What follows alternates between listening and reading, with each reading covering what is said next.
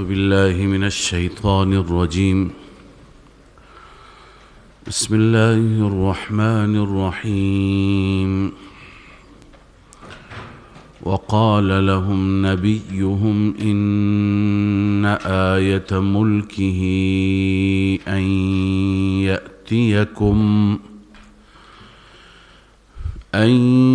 يأتيكم التابوت فيه سكينة من ربكم وبقية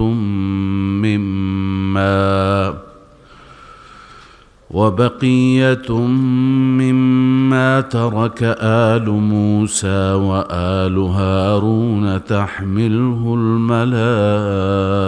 الملائكة إن في ذلك لآية لكم إن كنتم مؤمنین.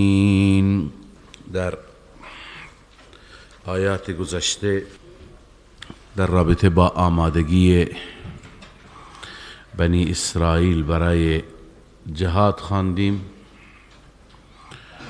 و اینکه از پیامبر خودشان فرمانده ای را، امیر جنگ را خواستند که تعیین کند و فرماندهشان تعیین کرد. روی اون اعتراض کردند. شخص طالوت بود. اعتراض کردند و بعد پیامبرشان با استدلال پاسخ دادند که ایشون هم از نظر علمی و هم از نظر توانایی رزمی صلاحیت دارد و دلیل دیگری که ایشون را خداوند عزوجل تعیین کرده همون تابوت یا صندوقچه هست که اون صندوقچه را دشمنان و اون قوم مخالف برده بودند. حالا قرار هست که اون را ملائکه بیاورند. چنانچه همه دیدند، مشاهده کردند که جلوی جالوت گذاشته شد. اما این چطور گذاشته شد قرآن مجید ذکر نفرموده. در تفاسیر صورتهای مختلفی آمده. اون چیزی که مشهور است و ثابت هم نیست، مشهور است در بسیاری از تفاسیر نوشته که اون قومی که اون تابوت را و اون صندوقچه را با خودشون بردند، هر جا که می رفتند با بلای گرفتار می شدند، با مصیبتی گرفتار می شدند و آخر به این نتیجه رسیدند که تمام مشکلات اونها از سر همین صندوق هست. لذا بر حیوانی بستند اون صندوق را و حیوان را رها کردند که هر جا که می رود برود. فرشتگان راهنمایی کردند اون حیوان را. اون مستقیم آمد جلوی طالوت و ایستاد و جلوی طالوت گذاشته شد اون صندوقچه. بعضی این را نوشتند. اما حضرت عبدالله ابن عباس رضی الله عنهما از ایشون روایتی هست. علامه ابن کثیر روایت میکنه این روایت را. قال ابن عباس رضی الله عنه جاءت الملائکه تحمل التابوت. ملائکه آمدند اون تابوت را حمل میکردند بین السماء والارض. حاملین اون تابوت ملائکه بین السماء والارض بودند. حتی وضعته بین یدی طالوت و الناس ینظرون. جلوی طالوت گذاشتند و مردم همه نظارگر بودند، تماشا می کردند، می دیدند. حالا به هر حال اون چیزی که در قرآن هست این کرامت طالوت بود که خدای عزوجل اون تابوت را جلویش گذاشت. به چه صورت بوده کیفیتش را الله بهتر میداند. قرآن همینه میگه و قال نبیهم ان آیت ملکه. نبیشان به آنها گفت که آیه ملکش و نشانی پادشاهیش و امارتش این هست از جانب الله که ان یأتیکم التابوت فیه، این که پیش شما اون تابوت گم شده و اون تابوتی که شما دنبالش هستید اون تابوت می آید، فیه سکینت من ربکم. حالا در اون تابوت چه بود؟ قرآن میگه در آن دو چیز میگه، یکی این که در آن سکینه و آرامش بود، خدای تعالی برکاتی در او گذاشته بود که سکینه و آرامش در اون صندوق چه بود.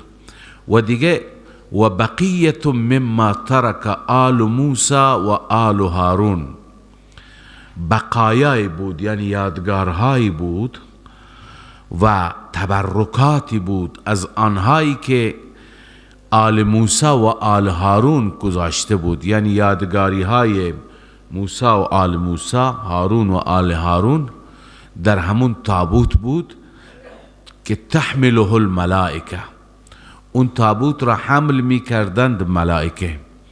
حالا در اون تابوت چی بود؟ بعضی می گویند که همون صحیفه هایی که الواحی که در اون الواح تورات به موسی علیه السلام داده شد بود در کوه تور، همون الواح در تابوت بود. بعضی میگند که نعلین موسی و عصای موسی در تابوت بود، همچنین عمامه هارون در تابوت بود. معلوم میشه که چیزهای بجامانده و باقی مانده از سیدنا موسی و سیدنا هارون در اون تابوت بود و در همون تابوت، منظور از تابوت همون صندوق چه. حالا خدای عزوجل در اون برکات گذاشته بود، چون که آثار و یادگارهای انبیاء الهی بود. یک نکته ای را خدمت شما عرض کنم که برکات در چنین آثاری وجود دارد، تبرک گرفتن از آثاری که اون آثار مال انبیا باشد ثبوت دارد. یک دلیلش همینه، اینجا در قرآن هست فیه سکینت من ربکم. چرا؟ چون که بقیت مما ترک آل موسی و آل هارون. در احادیثی که ما داریم در دو جا از آثاری که مربوط به آن حضرت صلی الله علیه و سلم بودند حصول برکات و ثبوت برکات ثابت هست. یه جایی هست که آن حضرت صلی الله علیه و سلم وضو گرفتند و ما بقیه آب وضوی آن حضرت صلی الله علیه و سلم که در دست بلال بود، در حدیث صحیح مسلم است، در دستان سیدنا بلال بود. صحابه هجوم آوردند، فمن نائل و من نازح، بعضی ها را مقدار بیشتری گیر آمد از قطرات آب که بر می داشتند به سر و صورت خودشون می مالیدن، و بعضی ها در حد نزح، در حد چند قطره که پاشیدند بر بدنشون و اونها را بر خود مالش دادند. لذا اینها هم در حدیث هست.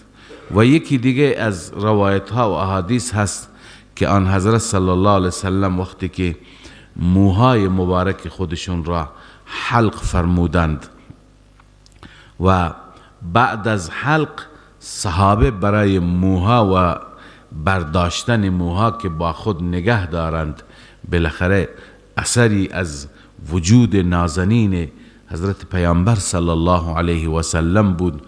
لذا اون موها را بین خودشون تقسیم کردن، به هر یکی چند تا تاری رسید و اینها را با خودشون نگه داشتند. خب این در حیات رسول الله، در حضور رسول الله. از همه این روایت ها معلوم میشه که آثار انبیا باعث برکت است. الله عزوجل وجود انبیا را، اون چیزی که با انبیا و ابدان اونها متصل هست، با بدن اونها متصل هست، در اونها برکات گذاشته. همون قسمت از خاکی و از زمینی که متصل با جسد اطهر حضرت رسول صلی الله علیه وسلم هست در روضه شریف، اون بالاخره علاوه از این که در احادیث ریاض الجنه گفته شده، بر اساس عقاید اهل سنت اون تکه از عرش هم افضل تر است، از تمام اون چه که در زمین هست اون افضل تر است، به خاطر اتصال جسد آن حضرت صلی الله علیه وسلم. لذا میخواستم اینه بگم که تبرک گرفتن، اونم برکت را کی میده؟ الله میده. تبرک گرفتن از آثار انبیا و در صورتی که ثابت بشه که این اثر انبیا هست. بعضی وقت الان بعضی موزه ها الله بهتر میدونه، چند تا تار مو هست نوشته این مو به مال آن حضرت منسوبه، اونجا انسان یقین نداره که هست یا نیست. ولی اگر باشد تبرک گرفتن از آثار انبیا ثبوت داره، غیر آثار انبیا بقیه اولیاء چنین چیزی نیست، ثبوت نداره. حالا شاید بعضی از علما، حالا در همین روایت ها بعضی از شارحین حدیث نوشتن، از اینجا معلوم میشه که برکت گرفتن از آثار انبیا و اولیاء صحیح هست. خب بحث اولیاء کی نیست، فقط بحث انبیا هست. اگر بحث اولیاء باشد، بزرگترین ولی این امت که بعد از انبیا افضل تر از سیدنا ابو بکر صدیق رضی الله تعالی عنه است، افضل امت بعد رسول الله است. اما هیچی که از صحابه، از آثار ایشون، از موی مبارک ایشون، از مازاد وضوء ایشان، هیچ کسی برکت نجست و نگرفت. لذا از آثار انبیا ما این نکته هم عرض کنیم که ما سعی بکنیم که پایبند کامل قرآن و سنت باشیم، قیاس نکنیم. وقتی که از قرآن که اینجا هست و سنت چیزی که ثابت بشه کاملا تسلیم، اما بعد از اون با قیاس دیگه این مسائل اعتقادی را، برکت گرفتن را، تبرک گرفتن را نمیشه ثابت کرد. لذا بعد از آثار انبیا برای ما تبرک گرفتن از آثار افراد دیگر ثبوتی نداره. حالا کسی از خاک قبر یکی از بزرگان، از اولیاء، از انسانها بالاخره بزرگوار بیاد بگیره، اینا ثبوت نداره. وقتی که اینا ثبوت نداره، بهتره که انسان پایبند چی باشه؟ همون قرآن و سنت باشه. لذا الله تعالی می فرماید ان فی ذلک لآیة لکم ان کنتم مؤمنین، همانا در این آیه و نشانی هست برای شما اگر شما مؤمن هستید. به بنی اسرائیل گفته میشه که همین که تابوت آورده میشه، صندوقچه آورده میشه، این خودش یه نشانه ای هست. دیگه چی میخواهید؟ خدا تعیین کرده. خدا که تعیین کرده، شما دنبال این نباشید که ثبت نبوت هست یا ثبت عرض کنم ملوک هست، بلکه تعیین خدا هست. بالاخره تسلیم شدند، بنی اسرائیل قبول کردند. اما وقتی که بنی اسرائیل قبول کردند، خب تعدادی که قبول کردند با طالوت حرکت کردند. همه مخلص نبودند، از قرآن همین معلوم میشه. همان گونه که آن حضرت صلی الله علیه وسلم گاهی به جهاد می رفتن و در صفوف رسول الله صلی الله علیه وسلم منافقین هم بودن. گاهی منافقین در وسط راه بر می گشتن تا روحیه بقیه را تضعیف بکنند، یا همراه بودند همهش تبلیغات. عبدالله ابن ابی در بسیاری از جنگ ها همراه بود. لذا بعضی از منافقین هم همراه بودند. حضرت طالوت علیه السلام خواست که اونها را امتحان بکند. البته این امتحان بنابر دستور الهی بود، لابد وحی شده به پیغمبر اون زمان. گفت که ای مردم، ای مجاهدین، جلوی راه ما یک آبی هست که از اون آب با وجودی که خسته بودند، تشنه بودند، گرم بود، و از اون آب هیچ کسی نخورد بدون اینکه از اون آب، این امتحان الهی بود. مگر کسی خیلی مجبور شد به اندازه یک دست، یک غرفه یا یک غرفه، یک دست، یک کف آب بخوره، بیشتر اجازه ندارد. هر کسی بیشتر خورد از من نیست و با من همراه نیست. هر کسی نخورد یا فوقش مجبور شد به اندازه یک کف بخوره، او با من همراهی می کند. خب الله تعالی میخواست از اینجا مخلصین را از غیر مخلصین جدا کند، اونهایی که به خاطر نفاق آمده بودند اونها را جدا کند. لذا مردم اونجا رفتند، جمعیت خیلی زیاد بود، 3 گروه شدند. یک گروهی که افراط کردند، اینقدر آب خوردند، تشنه بودند تا جایی که تونستند، اینها دیگه بعد از اون ناموفق شدند، مردود شدند. یک گروهی دیگه به عزیمت عمل کردند، هیچ نخوردند، اینا همراه شدند. یک گروه دیگه سومی رخصت عمل کردند، یعنی همون اندازه که اجازه داده شده بود همون اندازه خوردند، اینا هم همراه شدند. لذا این 2 گروه همراه شد، اما اون یک گروهی که اکثریت و همراه نشدند.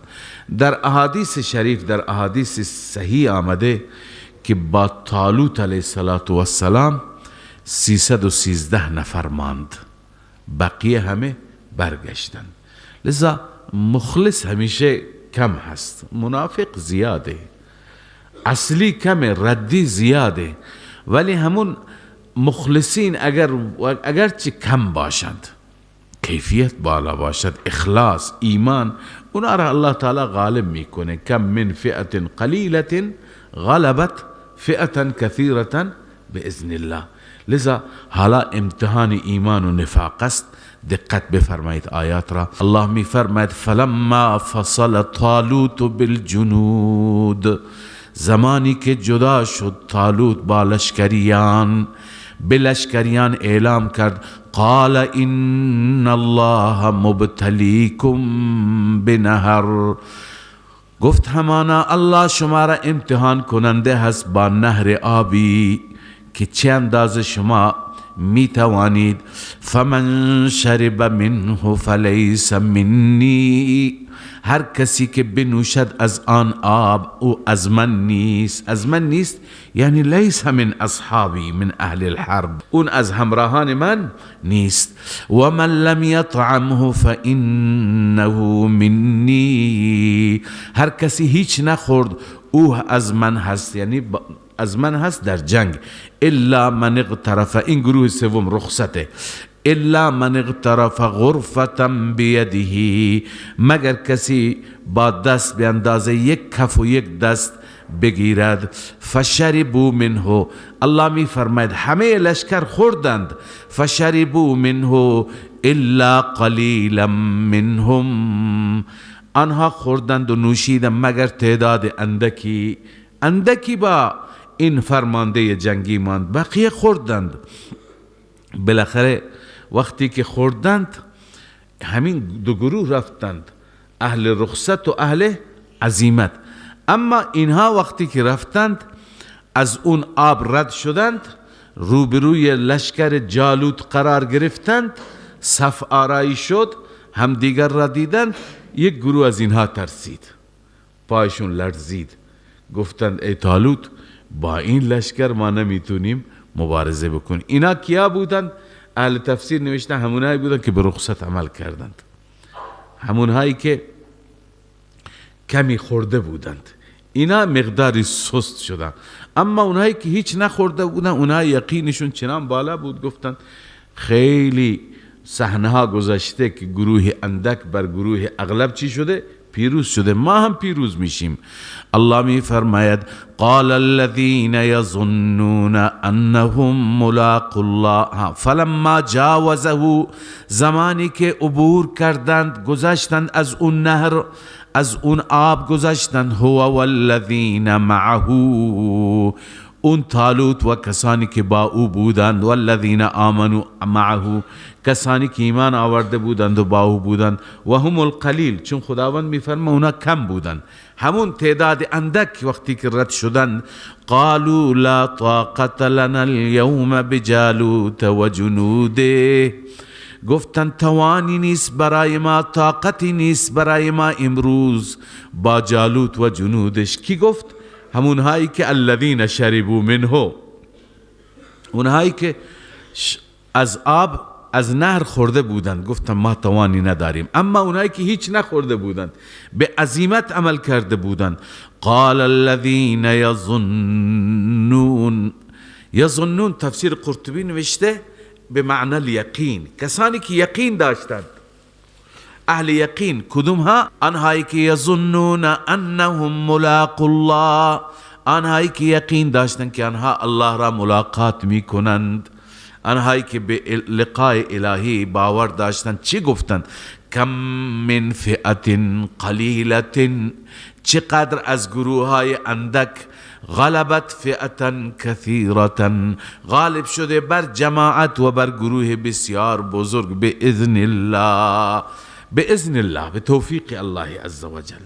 پس غالب میشیم، ولی شرطش اینه که استقامت و صبر کنیم، استقامت و ثبات از خود نشون بدیم. لذا این گروه اون گروه دیگر را تقویت کرد با این تشویق، با این سخنرانی.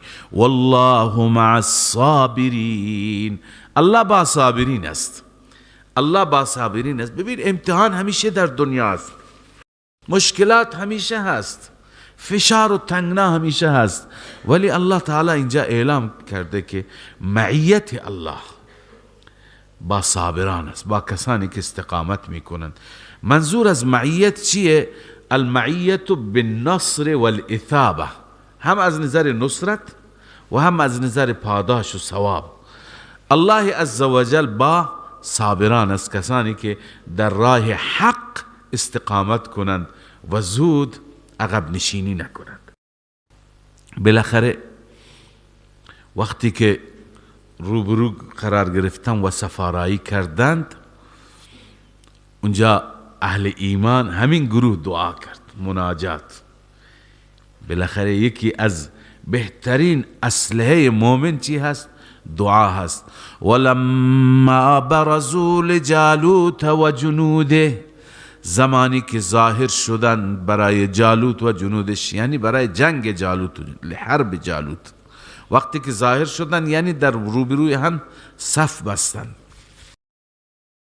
مناجات کردن. مؤمنین چی گفتن؟ قالوا ربنا افرغ علینا صبرا، بار الها بر ما صبر و ثبات بینداز، یعنی ما را با صبر و ثبات پروردگار ثابت قدم بگردان.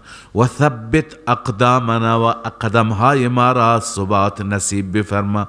ثبات قدمی اون اولی ثبات قلبی هست، افرغ علینا صبرا، اون ثبات قلبی هست، و دومی ثبات قدمی هست. وقتی که قلب انسان قرص باشه، ثبات داشته باشه، خب پاهای انسان هم چیه؟ قرص میشه، پاهای انسان هم ثابت قدم میشه.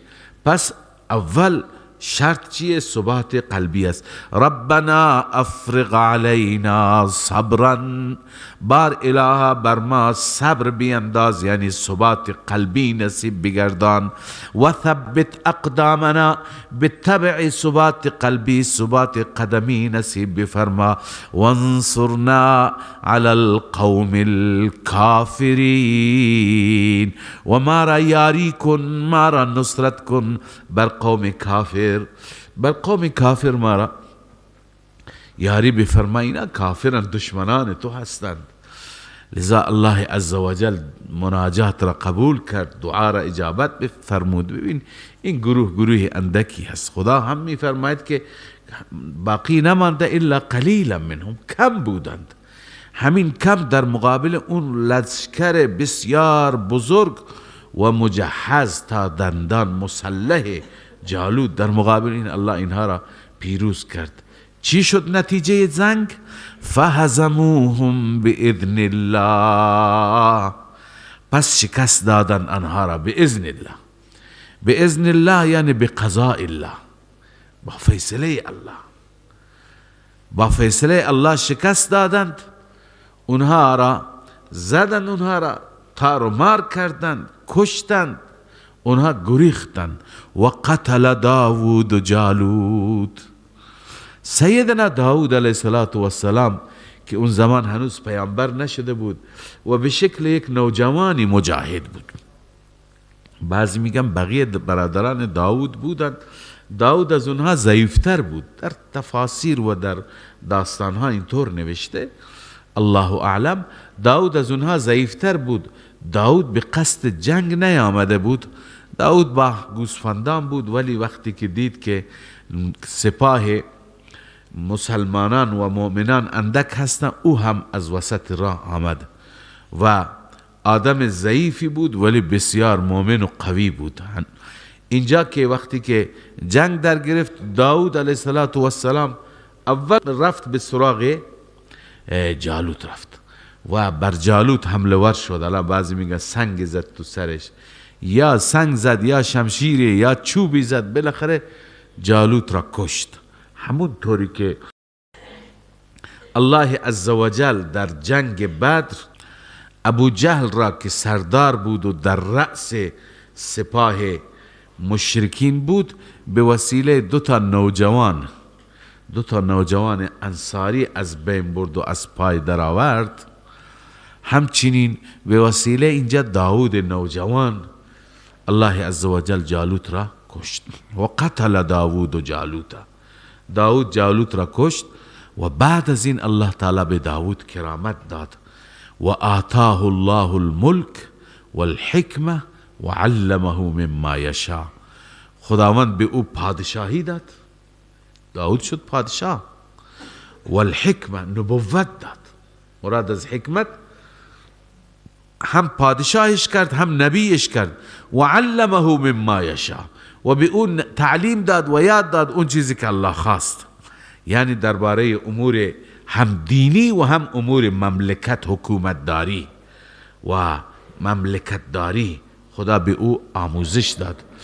خیلی چیزها آموزش داد. یکی از مسائل همین زره درست کردن و لباس جنگی درست کردن. و علمناه صنعة لبوس لکم. الله تعالی می فرماید ما به داود یاد دادیم. چیزهای زیادی الله تعالی به داود یاد داد. میگویند که داود علیه السلام بعدا داماد جالوت شد، چون جالوت امیر بود، ملک بود، پادشاه بود. جالوت وقتی که این بهادری و این شجاعت داود را دید، داود نوجوان را، داود را داماد خودش کرد. وقتی که دامادش شد، بعد از جالوت که زود فوت کرد، بعد از جالوت داود جانشین پدر خانم شد و پادشاه شد. پادشاه که شد، بعد از اون خدا بهش نبوت داد، فرزند و اولاد داد. الله تعالی می فرماید که ما به این صورت داود را بالا بردیم، هم بهش ملک دادیم، هم پادشاهی و هم آموزش و تعلیم زیاد. قبلا هم خدمت شما عرض کرده بودم که انبیاء علیهم الصلوات و التسلیمات مستقیما از خدای عزوجل درس میگیرند. انبیاء درباره نبی ما هست نبی امی.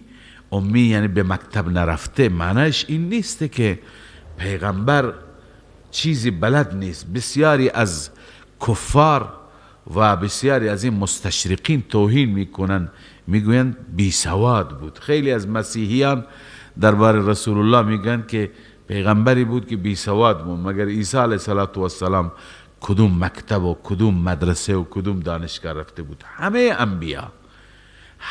انبیا پیش استادی زانو نزدند و ننشستند. همه انبیا را الله عزوجل مستقیم آموزش داد. درباره سیدنا آدم هست و علم آدم الاسماء. درباره سیدنا نوح هست که الله تعالی به نوح نشان داد و یاد داد که چگونه کشتی را درست کنه و گفت زیر نظر ما بمان. درباره هر پیامبری، سیدنا ابراهیم علیه السلام، درباره حضرت داود همین هست که وعلمه مما یشاء. سلیمان همچنین. و درباره رسول الله هم هست وعلمک ما لم تکن تعلم. هر چیزی را خدا نشان داد. لذا اینجا به داود هم هست وعلمه مما یشاء. بله، داود داماد حضرت طالوت هست و اونجا میگویند که بالاخره این در داستان هست، در قصه هست که جالوت گفت هر کسی که طالوت را بکشد. این چیزایی در داستان ها زیاد است، ما ذکر نمی کنیم، ثبوتی نداره، نیازی هم نیست. لا نصدق ولا نکذب. گفت که هر کسی که طالوت را بکشد من دخترم را به او میدهم. باز طالوت اعلام کرد که هر کسی جالوت را بکشه من دختر خود جالوت را بهش میدم. ولی خب بیشتر در تفاسیر ما نوشته که طالوت دختر خودش را به داود علیه السلام داد. علی ای حال بعد از این الله تعالی فلسفه جهاد را ذکر می فرماید که جهاد برای چی هست. ببین جهاد برای دفع ظلم است. قبلا خدمت شما این مطلب با تأکید گفته شده. جهاد برای اقامه عدل است. جهاد به خاطر خونریزی نیست، برای جلوگیری از خونریزی است. جهاد برای این هم نیست که مردم را ما چی بکنیم؟ دیندار بکنیم. نه، جهاد برای این هست که دین مسئله ای هست شخصی و درونی قلبی، چون ایمان یک مسئله قلبی هست. محل ایمان هیچ وقت زبان نیست، دست و پا نیست، اعضا و جوارح نیست. محل ایمان قلب است. ولما يدخل الایمان فی قلوبکم. نمیشه در دل کسی ایمان را جای داد. بر زبان میشه که را 4 تا شلاق بزن یا الله بگو لا اله الا الله، ولی محل ایمان زبان نیست. بنابراین هیچ کسی را به وسیله جهاد مسلمان نمی کنند. این چنین چیزی در اسلام اصلا وجود نداره. پس جهاد برای چی هست؟ برای جلوگیری از فساد است. الله می فرماید ولولا دفع الله الناس بعضهم ببعض. اگر نبود دفع الله دفع میکنه مردم را به وسیله چی؟ به وسیله مردم. یعنی دستور داده بندگان مخلص خودش را که جهاد کنند و با اون بندگانی که ظلم میکنن با اونها مبارزه بکنند، جلوی ظلمشون را بگیرند. اگر دفع کردن مردم الله نبود، مردم را بالحرب به وسیله جنگ خدا دفعشون میکنه. بعضهم به بعض، بعضی را دفع میکنه به وسیله بعضی. بعضهم اولی بنویسیم مفسدین، به بعضن دومی بنویسیم مصلحین. یعنی خداوند به وسیله مصلحین مفسدین را چی میکند؟ دفع میکند، سر جایشون می نشاند. اگر این نبود لفسدت الارض، لفسدت الارض، در زمین فساد می شد. یکی از دلایل صلاح جهاد هست. حالا شما بعضی وقتا می بینید بسیاری از حکومت‌های قلدر چنان مهربان میشن نسبت به مسلمانان که هیچ نگو. اینا از چی می ترسند؟ از مجاهدین می ترسند و از تحریکات جهادی می ترسند. پس همین نام جهاد هم اونها را سر جایش می نشانه. یک وقتی یه عالمی آمده بود از افغانستان در همون زمان که اونجا حکومت مال امریکا بود، گفت حقیقتش و خدایش اینها کافر هستن ولی انصاف دارن. او گفت که فقط در ولایت ما در اطراف شهر و داخل شهر 50 تا مسجد درست کردند. 50 تا مسجد. بالاخره همین حکومتی که دست نشانده بالاخره نیروهای امریکایی و ناتو هست و ما خدمتشون عرض کردیم که بالاخره اینها دلشون برای اسلام نسوخته. این برکت همون مجاهدین هست، اونهایی که بالاخره در کوها اسلحه به دست دارند و از بالاخره الله اکبر میگوین. اینا میخواهند که نشون بدن که ما با اسلام مشکلی نداریم. لذا اینهایی که ضد مساجد هستن الان آمدن برای ما مسجد درست میکنند. پس جهاد گاهی اینجور انسانها اون وحشی ها را چی میکند؟ آدم میکند. بنابراین جهاد جلوی فساد را میگیرد، جهاد جلوگیری میکند. الله میفرماید اگر این جهاد نبود لفسدت الارض. پس حکمت و فلسفه اصلی جهاد فساد نیست، دفع فساد است. اونایی که جهاد را فساد مینامند اونا جهاد را نفهمیدند. اونا جهاد را، اونا مسلمانان را میگن، اونا تشخیص کفار که خب با مسلمانان و با اسلام عقده دارن. ولكن الله ذو فضل على العالمین. اما الله عزوجل دارای فضل هست بر همه عالمیان، بر همه جهانیان. تلك آیات الله نتلوها علیک بالحق. داستان طالوت و جالوت تمام شد و در پایان داستان الله عزوجل یه جمله بیان می‌فرماید که جمله معترضه هست، اما از این جمله معترضه صداقت حضرت رسول صلی الله علیه وسلم اثبات میشه. این جمله معترضه برای صداقت رسول الله است.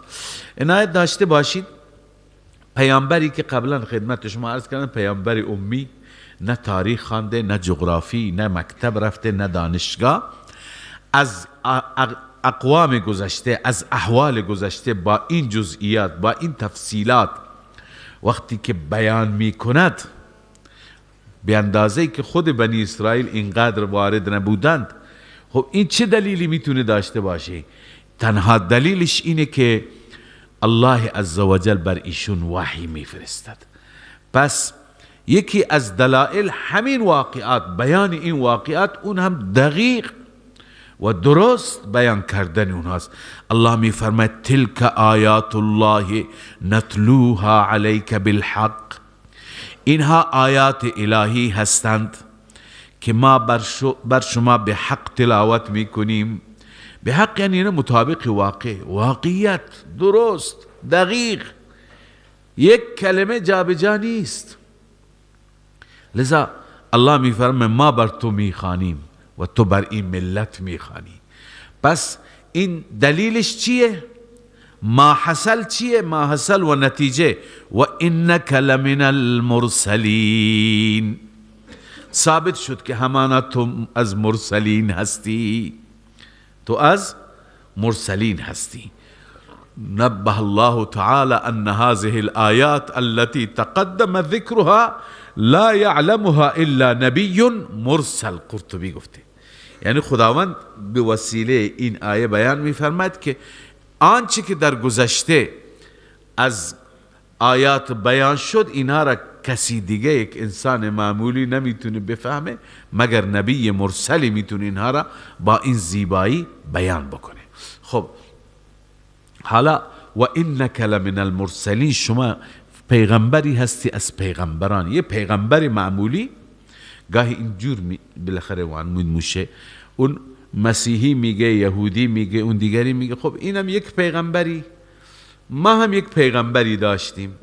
بالاخره هر پیغمبری جای خود دارد و به همین خاطر خیلی از اهل کتاب هستند که پیامبری رسول الله را قبول دارند ولی میگویند پیامبر اسلام، یعنی این پیامبر مال ما نیست، پیامبر مال اسلام، مال دین اسلام و مال مسلمانان است. همونطور که پیامبران دیگر ما معتقدیم این پیامبر بنی اسرائیل است، این پیامبر مال قوم لوط است، این پیامبر مال اهل مدین است، این پیامبر مال عرض کنم که اهل احقاف است. هر پیامبر یا مال یک قوم، یا مال یک روستاست، یا یک مال یک شهر است. اونها هم میگن این پیامبر مخصوص مسلمانان است، مال ما نیست. اما الله عزوجل این را چی میکند؟ دفع میکنه. نه، این پیامبر نه. تلک الرسل، این پیامبران فضلنا بعضهم علی بعض، بعضی را بر بعضی فضیلت دادیم. یعنی بعضی ها هستند که بسیار جایگاهشون بالاتر است. فضلنا بعضهم علی بعض، همه مفسران نوشتن مراد رسول الله صلی الله علیه وسلم است.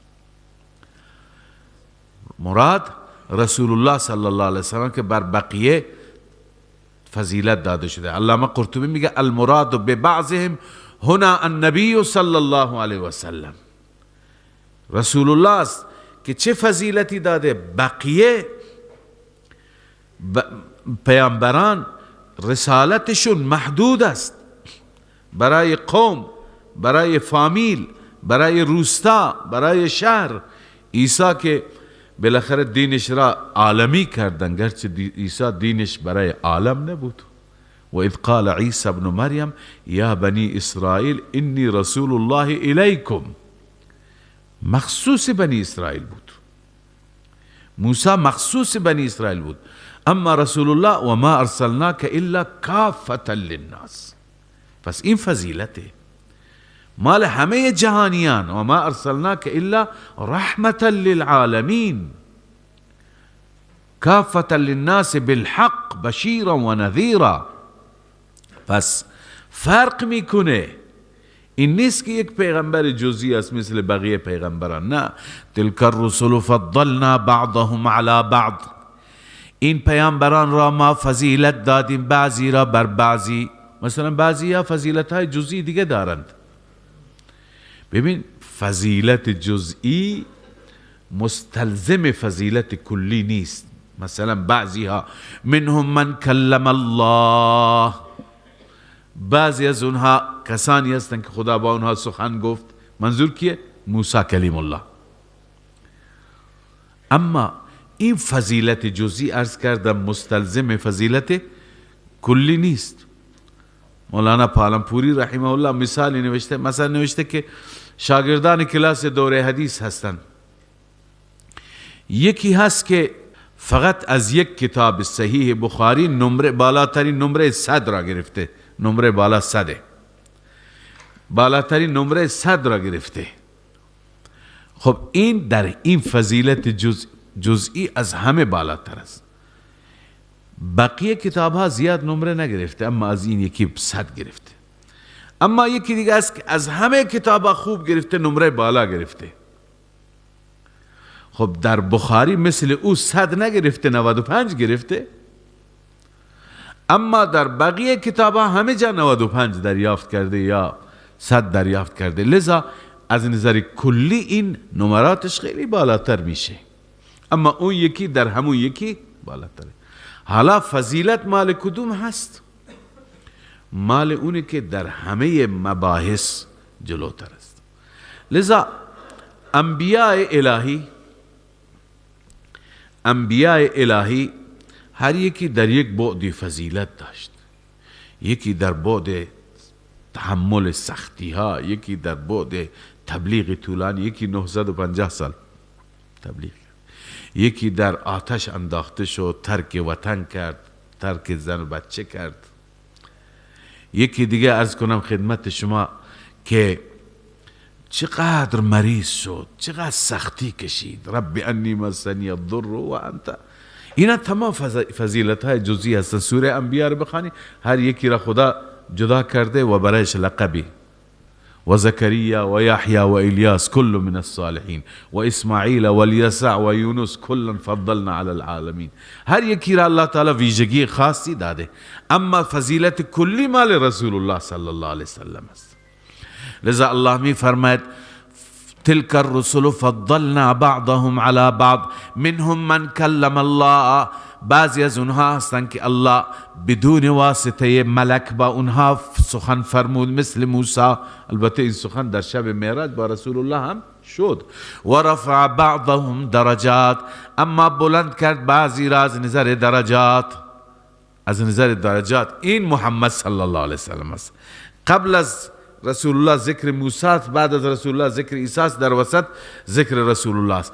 اجمعت الامه على ان بعض الانبیاء افضل من بعض و على ان محمد صلی الله علیه وسلم افضل من الكل و رفع بعضهم درجات. این تفسیر کبیر امام رازی گفته.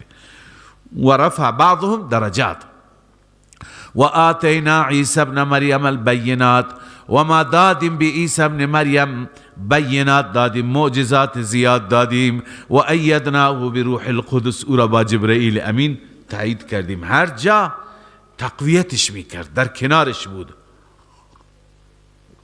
لذا این گونه هست شرایط انبیا. حالا الله عزوجل می فرماید که این انبیا که دارای این مواصفات بودن، این فضائل بودن، بینات داشتن. چون سوال میشه که خب چرا بعد از این انبیا با وجود همه انبیا، با وجود این همه بینات، چرا اختلاف شد؟ الله می فرماید که اگر خدا میخواست جلو اختلاف را میگرفت، ولی بالاخره مختار بودن. بعضی ها راه کج را، راه انحراف را، راه درست را، هر یکی انتخاب کرد. ولو شاء الله ما اقتتل الذين من بعدهم من بعد ما جاءتهم البينات.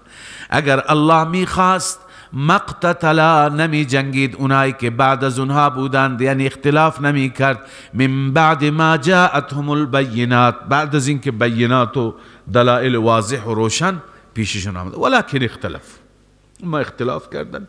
فمنهم من آمن و منهم من کفر، بعضی از اونها کسانی بودند که ایمان آوردند به اون بینات و به اون مباحث انبیا و بعضی کفر کردند.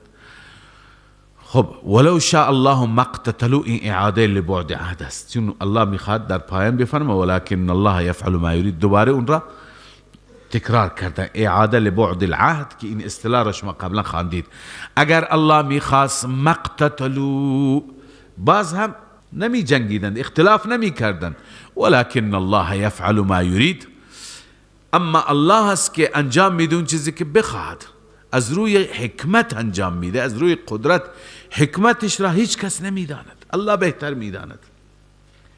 و بنده قبلا خدمت شما عرض کردم که یکی از دلایلی که به فهم میآید اینه که الله تعالی آزاد میگذارد تا امتحان در صورت میشه که انسان اختیار هر دو صورت را داشته باشه، اختیار کفر، اختیار ایمان، اختیار راه صلاح، اختیار راه فساد.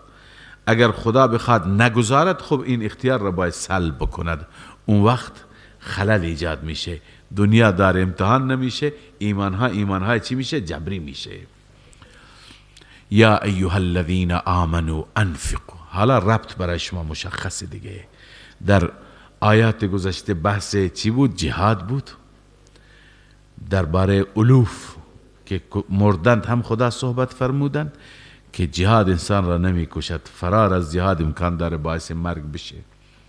و همچنین بعدا درباره جهاد قوم طالوت که جهاد کردند، الله عزوجل زندهشون نگه داشت، پیروزشون کرد. بعدا ذکر انبیا به تبع آمد، چون جمله معترضه برای حقانیت و صداقت رسول الله است. حالا ادامه بحث جهاد. در کنار جهاد چی لازم هست؟ انفاق.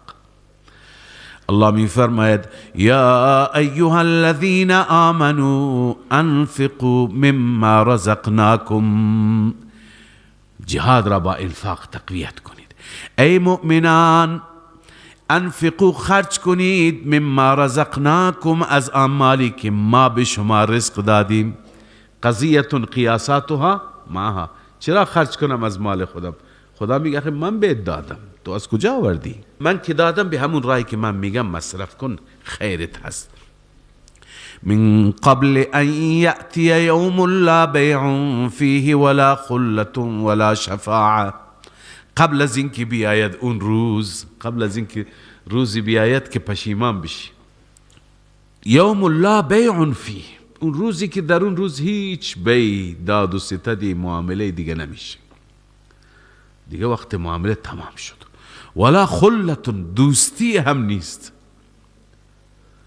ببین انسان در دنیا نجات پیدا می کند یا وارد معامله بشه با اون کسی که قضیهش دستی هست، قاضی، هر کسی هست، وکیله، یا اینکه دوست خوبی داشته باشه که این دوست بتونه کاری بکنه برای انسان، یا کسی را داشته باشه که پارتیش بشه، سفارشش بکنه.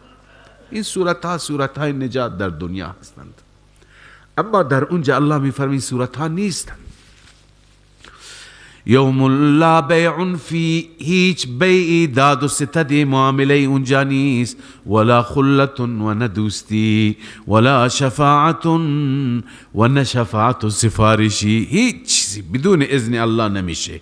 والکافرون هم الظالمون، کافران آنها هستن ظالمان، یعنی اونجا ظلم اونها مشخص میشه، دیگه هیچ کاری برای ظلم اونها نمیشه کرد. الله لا اله الا هو الحی القیوم، این تکرار مدعا هست برای بار سوم. عرض کرده بودم در اول این سوره مبارکه که موضوع اصلی این سوره توحید فی الالوهیت است، توحید در عبادت است. اول خواندیم یا ایها الناس اعبدوا ربکم، دوم و الهکم اله واحد. حالا اینجا هست الله لا اله الا هو، سه بار الله ذکر کردن. هر 3 بار بعد از اون با دلایل، هم دلایل آفاقی هم دلایل انفسی. بعد از یا ایها الناس اعبدوا ربکم یادتون هست دلایل عقلی خواندیم، الذی خلقکم والذین من قبلکم لعلکم تتقون، الذی جعل لكم الارض فراشا والسماء بناء وانزل من السماء ماء فاخرج به من الثمرات رزقا لكم فلا تجعلوا لله اندادا. اون اول با اون همه دلایل. بعدا دوباره وقتی که مدعا تکرار شد و الهکم اله واحد، اینجا بعدا 7 دلیل ذکر فرمودند.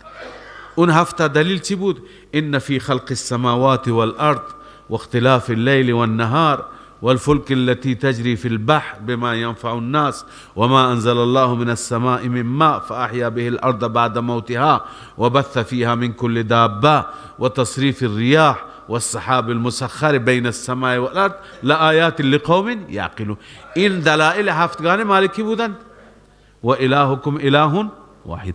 بار سوم تکرار میشه الله لا اله الا هو. برای این در همین آیه کرسی که معروف است به آیت الکرسی 10 دلیل ذکر میشه.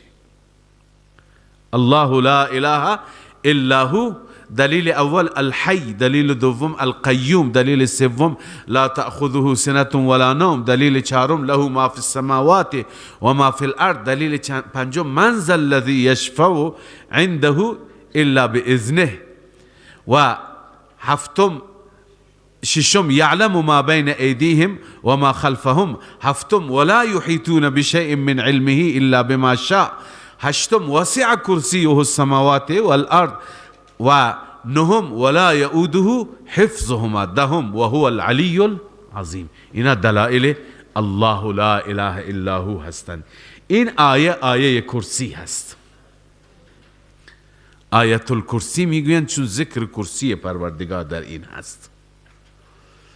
اما این آیه فضیلت بسیار زیادی دارد. در روایت ها هست که کسی بعد از نماز این آیه را میخوانه، نماز فرض، چنان فضیلتی دارد که بین او و بین بهشت فقط یک مانعی هست، یک حائلی هست. او چیه؟ موت هست. او که بیاید دیگه مستقیم به بهشت میره. و الله عزوجل انسان را به وسیله این آیه از هر گزند حفاظت میکنه.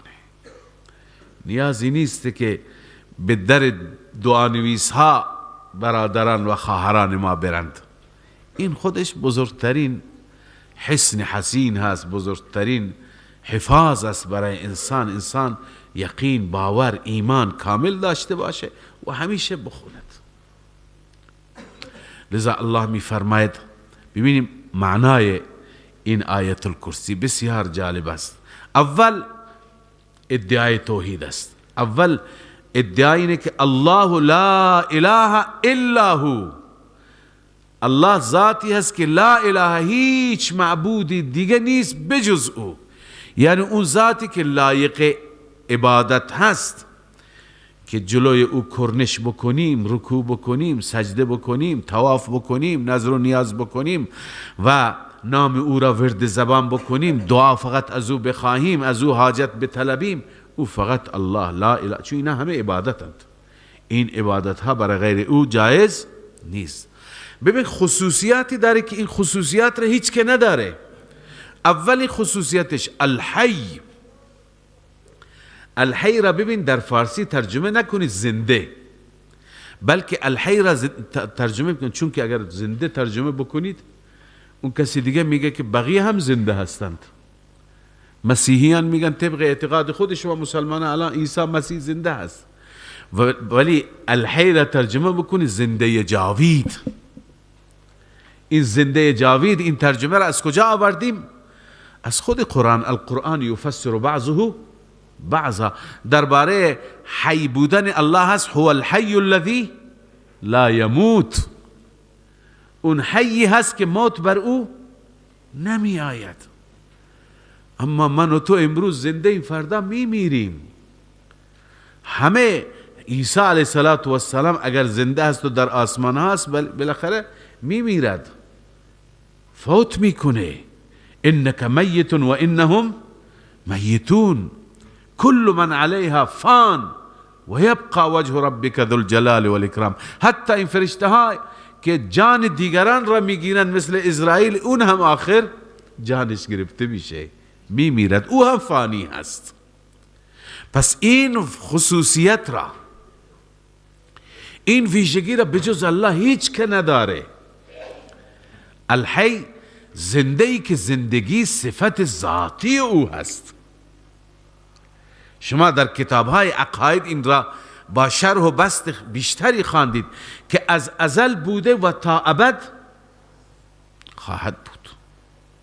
لا یفنی ولا یبید، تا همیشه هست. هو الحی الذی لا یموت. لذا این صفت اگر برای غیر خداست، پس او را هم معبود قرار بدیم.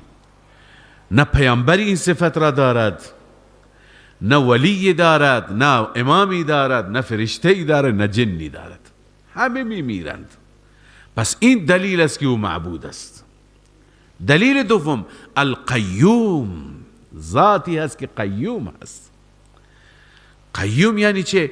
قیوم اون به اون ذات اطلاق میشه که خودش هم قائم و دائم هست و تمام چیزهای دیگر تکیه بر او هستند و به وسیله او قائم هستند. هر وقتی که او بخواد اینا از بین میروند. قیوم به این معنی هست که ما یقوم به السماوات والارض و ما فیهما، هر چی که در آسمان و زمین و آنچه که در میان اینها هست، خود آسمان و زمین همه قائم به وسیله او. یه روزی میشه او همه اینها را از بین میبره. اذا الشمس كورت و اذا النجوم انكدرت و اذا الجبال سيرت و اذا العشار عطلت. همه را، کوها را در هم بر هم میکنه، آسمان را تکه پاره میکنه، خورشید نورش را میگیره، ماه را، همه را جمع میکنه. پس هر چی که هست قائم به وسیله ذات او هست. لذا این صفت را به غیر خدا نسبت دادن ناجایز، درست نیست. کسی را بگیم قیوم. بعضی ها متاسفانه نمیدانن، نادان هستند. تو همین کتاب ها نسبت به اولیاء خدا بعضی تعریف میکنند. حالا یک عالمی را شما تعریف میکنی، میگی جامع المعقول والمنقول، یعنی علوم معقول و منقول را همه را چی کرده؟ جمع کرده، یاد داره، حفظ کرده. حالا بعضی دوستان خدا را تعریف میکنند، میتونم بگم بالاخره خیر زمین و آسمان برکت، ولی میگه فلانی قیوم السماوات والارض. العیاذ بالله. این انسان چطور میتونه که آسمان و زمین را نگه دارنده باشه؟ قیوم السماوات والارض کیه؟ فقط الله است. پس این دلیل دوم. اگر غیر از خدا کسی قیوم است، پس اون لایق الوهیت هست. این دلیل دومی که اله فقط او هست، غیر از اون کسی نیست. دلیل سوم، لا تأخذه سنة ولا نوم. او را خواب نمیگی، او را خواب خفیف نمی آید، به اصطلاح فارسی چرت. خواب خفیف نمی آید، ولا نوم، و نه خواب عمیق او را نمی آید. او اصلا خواب را نمی داند. رسول الله صلی الله علیه وسلم با مقام شامخ و بلندی که داشتند می خوابیدند. خواب دلیل احتیاج است، دلیل نیاز است. در سفری خوابیدند، به حضرت بلال رضی الله تعالی عنه گفتن یا بلال اکلأ لنا اللیل، این شب را پاسداری کن، حفاظت کن، ما خواب نریم.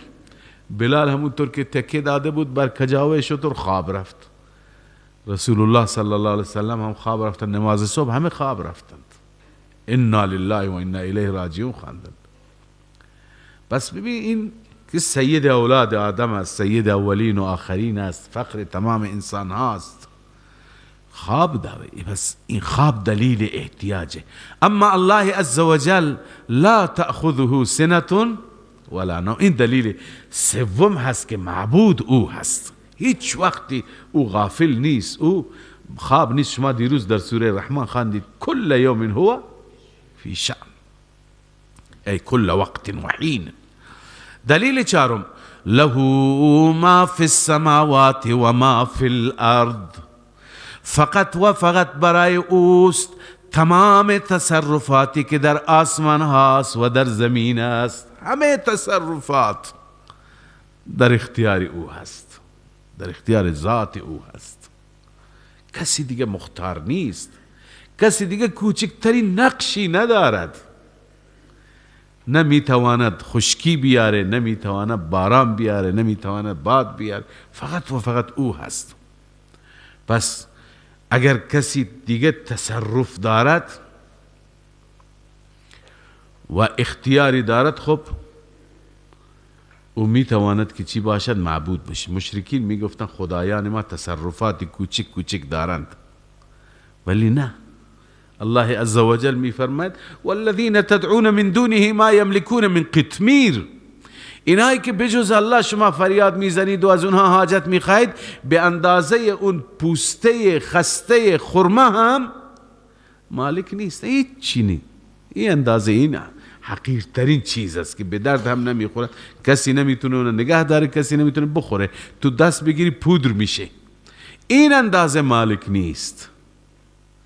پس چطور اونها را شما فریاد میزنید؟ کسی میتونه معبود من بشه که له ما فی السماوات و ما فی الارض. این صفت چهارم و دلیل چهارم. صفت پنجم من ذا الذی یشفع عنده الا باذنه. کی هست او کسی که شفاعت کند پیش او مگر به اذن او؟ چرا؟ به اذن او شفاعت میشه. سه صورت شفاعت خواندیم، همین یکی جایزه و معتقدیم، دو تا دیگه امکان نیست. شفاعت وجاهت یا شفاعت قهری ممکن نیست. شفاعت محبت هم ممکن نیست که خداوند از وجاهت کسی بترسه، از جایگاه کسی، از پست و مقام کسی، یا به محبت کسی گرفتار بشه رو در واسطه گیر کنه، شفاعت چرا قبول کنه؟ اینا اصلا اینا اعتقاد داشتن در حق خداوند کفره. مشرکین همین میگفتن فرشتگان دختران خدا هستن، کجا میتونه پدر حرف دختر زمین بندازه؟ برای ما سفارش بکنند، محبت اونها گرفتار میشه، قبول میکنه. الله میفرماید نه، من ذا الذی یشفع عنده الا باذنه. کیه که شفاعت کنه پیش او مگر به اذن او، به اجازه او. پس این دلیل پنجم. دلیل ششم علمش وسیع. قبلا گفتیم که معبود ما ذاتی هست که هم قدرتش وسیع هم علمش وسیع باشه. من در هر گوشه ای از دنیا، در هر جزیره ای، در هر جنگلی افتاده باشم و او را صدا بزنم، از حال من خبر داشته باشه. لذا این خصوصیت علم غیب مالکی هست، هم فقط او. یعلم ما بین ایدیهم و ما خلفهم، میداند آنچه که گذشته و آنچه که در آینده هست، همه را میداند. بله، از همه اطلاع دارد، اطلاعاتش نسبت به سابق و مستقبل هست و کسی دیگه این خصوصیت را ندارد. دلیل هفتم ولا یحیطون بشیء من علمه الا بما شاء. اما بقیه مخلوقات احاطه ندارند هیچ چیزی از علم خدا را مگر چیزی که خدای تعالی خودش بخواهد. ببین، خدا که بخواهد و به مخلوق علمی بدهد و به او اعلام بکند، همون اندازه. مثلا به اندازه این قرآن اگر ما بلد باشیم، این علومی که در قرآن است اینا رو کی داده؟ به ما خدا داده، به رسول الله و به واسطه رسول الله به ما رسیده. حالا کسی نمیتونه از این علم غیب را ثابت بکنه، بگه که معلوم میشه که خداوند علم غیب چی داره؟ علم غیب ذاتی داره، ولی به ماشا، به اندازه که بخواد به بندگان خودش علم غیب عطایی میکنه. نه، خدا وقتی که اعلام بکنه حتی از اخبار غیب به پیغمبرانش، اون دیگه غیب نمیشه. مثالش را بنده عرض میکنم که جبرائیل امین از رسول الله پرسید که قیامت کی هست؟ جواب داد مل مسئول عنها بعلم من السائل. بعد گفت که خب اماراتش چیه؟ علائمش چیه؟ اون وقت آن حضرت صلی الله علیه وسلم بعضی از علائم قیامت را گفتن. خب اینها حالا اخبار غیب هستند. خدا به پیغمبر وحی کرده بود که مثلا ان تلد الحفاة العراة العاء رعاء الشاء يتطاولون في البنيان یا ان تلد الامة ربها الى آخره، که فردا بچه ها مادر را کنیز خودشون قرار میدهند، گویا کنیز آقای خودش را زاییده. و چوپان ها و فقرا و انسان های نااهل می آیند در برج سازی و ساختمان سازی با هم دیگه مسابقه میدن. خب علائمی که امروز هستن. حالا ببین اینها اخبار غیب هستن، این علم غیب نیست. خداوند اول غایب بودند نسبت به آینده، ولی خداوند وقتی که به پیغمبرش گفت، رسول الله به ما هم گفت. نمیشه بگیم پیغمبر عالم الغیب. اگر پیغمبر عالم الغیب پس شما هم عالم الغیب هستید، چون شما درباره علائم قیامت خیلی چیزها میدونید. شما میدونید که دجال ظهور میکنه، شما میدونید که خورشید از مغرب طلوع میکنه، شما میدونید که عیسی مسیح دوباره نزول میکنه. خب اینا را کسی که بدونه، اینا علم غیب نیست، اینا اخبار غیب هستن. پس علم غیب هیچ کس نمیداند مگر بعضی از اخبار را، بعضی از علوم را که خدا بخواهد. و این دلیل هفتم. دلیل هشتم، وسع کرسیه السماوات والارض، در بر گرفته کرسی او آسمان ها و زمین را. ببینید کرسی چیه؟ درباره کرسی زیاد تفصیل نیامده. حضرت حسن بصری میگه عرش و کرسی یک چیزه. توجه داشته باشید، میگه عرش و کرسی یک چیز هست. اما بسیاری از علما میگن نه، عرش و کرسی با هم فرق دارند. عرش از کرسی خیلی بزرگتر است. کرسی الله عزوجل از تمام آسمان ها و زمین بزرگتر است. در برگیرنده اینجا گفته، باز عرش از اون بزرگتر، شما تصورش بکنید. بعضی از اهل تفسیر میگن کرسی کنایه از ملک، از سلطنت، از پادشاهی. وسع کرسیه السماوات والارض یعنی وسع ملکه السماوات والارض. چنانچه تفسیر معالم نوشته وسع کرسیه ملکه و سلطانه. تفسیر کبیر امام رازی میگه المراد من الکرسی السلطان والقدره والملک، قدرت خدا. بعضی مراد از کرسی علم گرفتند، علم خدا. بالاخره صفت خدای عزوجل هست، یا علم است یا قدرت است. تمام آسمان و زمین را در بر گرفته و بسیار وسیع است، بسیار بزرگه. خب این عرض کنم هشتمین دلیل بود که چنین کرسی دارد، که چنین قدرت و پادشاهی دارد. و نهمین دلیل ولا یؤوده حفظهما، او را خسته نمی کند حفظ این آسمان و زمین. او همواره نگهدارنده این هاست. اما بقیه این پادشاهان خسته میشن، میخوابند، چرت میزنند. اما الله عزوجل کل یوم هو فی شأن. و دهمین دلیل و هو العلی العظیم، اون ذات بسیار برتر و بسیار بزرگ است. از هر چیزی او برتر است، از هر موجودی. پس کسی میتواند معبود به حق من باشه که دارای این مواصفات باشه، دارای این شرایط باشه. این هم دلائل دهگانه توحید شد. خب عرض کنم خدمت شما، شاید ربط را فراموش کردم، آیه توحید آمد. ربطش این بود که این جهاد و انفاق و هر چی که هست برای چی هست؟ برای اعلای کلمت الله برای این است که فقط خدای واحد پرستش بشه، خدا یگانه عبادت بشه. خب حالا به این خاطر بعد از موضوع جهاد و انفاق موضوع توحید آمد.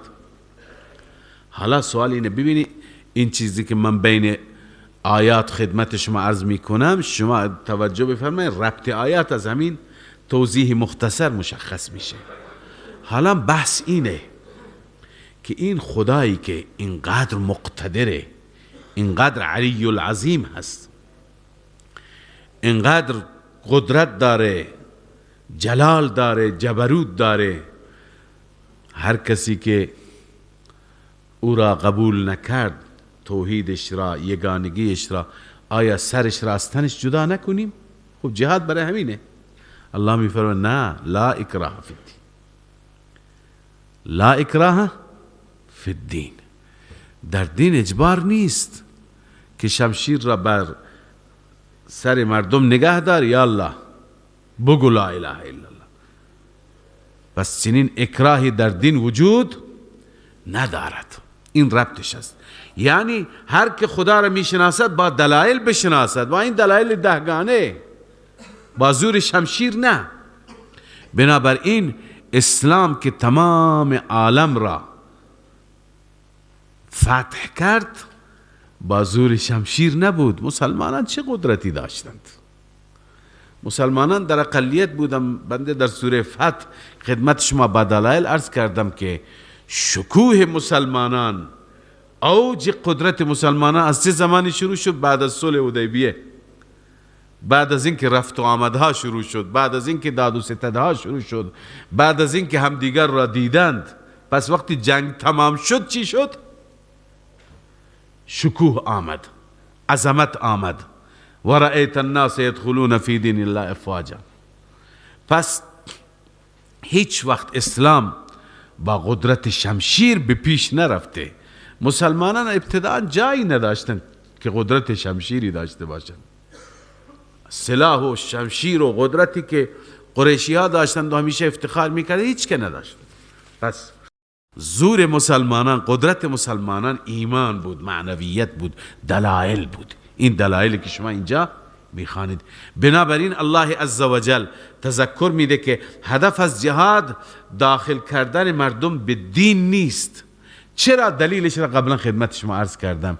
چون دین و ایمان یه مسئله قلبی هست، یه مسئله درونی هست. تمام دنیا بخواد بالاجبار در دل شما یه چیزی را جا بده نمیتونه. در دل شما چه چیزی میتونه جا بده؟ مدرک، منطق، دلیل، عقل، استدلال. بنابراین قرآن با استدلال به پیش میره. و جهاد هست، ولی جهاد برای جلوگیری از فساده، برای جلوگیری از قلدری هست، برای جلوگیری از دیکتاتوری هست. برای این نیست که حتما مردم بالاجبار ایمان بیارن. الله میفرماید لا اکراه فی الدین، یعنی در دخول دین، در وارد شدن به دین اجباری نیست و مقصد جهاد هم این نیست. زیرش همین جمله را بنویسید، مقصد جهاد این نیست. خود بخور ربطش با گذشته مشخص میشه. چرا؟ قد تبین الرشد من الغی، همانا راه هدایت واضح شد از راه ضلالت. الرشد راه هدایت، الغی راه ضلالت. راه هدایت از راه ضلالت واضح، دلائل هست، منطق. لذا هر کسی که حالا اختیار داره، راه کفر اختیار میکنه، راه ایمان چیه؟ این فمن یکفر بالطاغوت، هر کسی که کفر کند به طاغوت، یعنی به عبادت طاغوت. طاغوت چیه؟ قبلا در مسئله اله مقدمه 9 معنا برای طاغوت خواندیم. بعضی گفتن طاغوت بت، بعضی گفتن طاغوت پادشاه ظالمی که مردم را به اطاعت از خودش وادار میکنه، بعضی گفتن طاغوت اون عالم یا پیر دین فروشی که مردم را به سوی کرنش و عبادت و تعظیم خودش. بعضی گفتند که طاغوت نام نماد هست، نماد شرکی، هر نماد شرکی که باشه. و بهترین معنای طاغوت کل ما عبده من دون الله. بعضی گفتن شیطانه، بعضی گفتن جن، ولی بهترین معنی اینه کل ما عبده من دون الله، هر چی که غیر خدا عبادت بشه و خودش را خدا قلمداد بکنه، چه فرعون باشه، چه نمرود باشه، چه پادشاهی در این زمان باشه، و بگه که مردم از قانون خدا استفاده نکنید، از قانون اساسی من تبعیت کنید، حجاب را بندازید. مثلا عرض می کنم نماز تعطیله، این طاغوت میشه. کل ما عبده یعنی اطاعت بشه. همچنین بت میشه طاغوت، اون نماد شرکی میشه طاغوت. پس هر کسی که به طاغوت پشت بدهد، فمن یکفر بالطاغوت و یؤمن بالله، و ایمان بیاورد به الله، فقد استمسک بالعروة الوثقا، همانا این انسان چنگ زده به حلقه محکم. اون حلقه ای که زنجیروال به هم دیگه وصل هستند، به اون حلقه محکم کسی، یعنی به توحید، حلقه توحیدی دیگه این گسستنی نیست. لن انفصام لها، قابل گسستن و جدا شدن و کنده شدن نیست. والله سمیع علیم. البته اینجا ترغیب به اخلاص است. ایمان که میاری و این ادعا را میکنی، کفر به طاغوت، ایمان به الله، با استه دل باشه. الله عزوجل سخنها را میشنود و از حال دلها آگاه هست، علیم هست، میداند. الله ولی الذین آمنوا. اینجا الله عزوجل بعد از این دو تا قاعده بیان میفرماید، دو تا قانون. یک، الله عزوجل حامی مؤمنین است. ولی به معنی چیه؟ حامی، پشتیبان. شما در قرآن خواندید ما لکم من دون الله من ولی ولا نصیر. بجز الله ای مسلمانان شما هیچ حامی ندارید، هیچ یاوری ندارید. پس ولی به معنی یاور، به معنی حامی، به معنی پشتیبان. الله می فرماید الله ولی الذین آمنوا. الله عزوجل حامی هست، پشتیبان هست، پشتیبان مؤمنین هست. چه کارشون میکنه خدا؟ چه حمایتی از اونها میکنه؟ یخرجهم من الظلمات الی النور، آنها را بیرون میکنه از تاریکی ها به سوی نور.